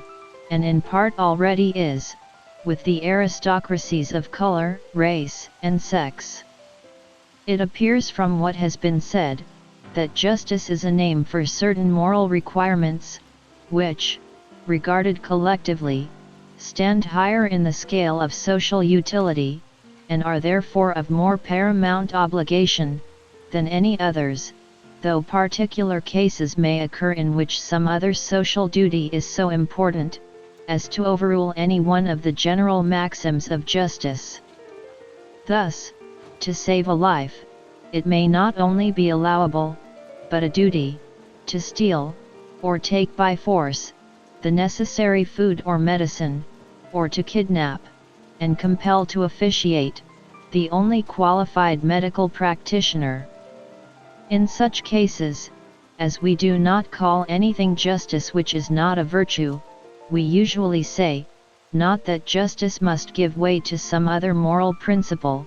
but that what is just in ordinary cases is, by reason of that other principle, not just in the particular case. By this useful accommodation of language, the character of infeasibility attributed to justice is kept up, and we are saved from the necessity of maintaining that there can be laudable injustice. The considerations which have now been adduced resolve, I conceive, the only real difficulty in the utilitarian theory of morals. It has always been evident that all cases of justice are also cases of expediency. The difference is in the peculiar sentiment which attaches to the former, as contradistinguished from the latter. If this characteristic sentiment has been sufficiently accounted for, if there is no necessity to assume for it any peculiarity of origin, if it is simply the natural feeling of resentment, moralized by being made coextensive with the demands of social good, and if this feeling not only does but ought to exist in all the classes of cases to which the idea of justice corresponds, that idea no longer presents itself as a stumbling block to the utilitarian ethics. Justice remains the appropriate name for certain social utilities which are vastly more important, and therefore more absolute and imperative, than any others are as a class, though not more so than others may be in particular cases, and which, therefore, ought to be, as well as naturally are, guarded by a sentiment not only different in degree, but also in kind, distinguished from the milder feeling which attaches to the mere idea of promoting human pleasure or convenience, at once by the more definite nature of its commands, and by the sterner character of its sanctions. For more, don't forget to subscribe to our channel and turn on notifications, like the video and recommend it to your friends, and share your ideas and suggestions in the comments. Hoping for a more just world. Goodbye.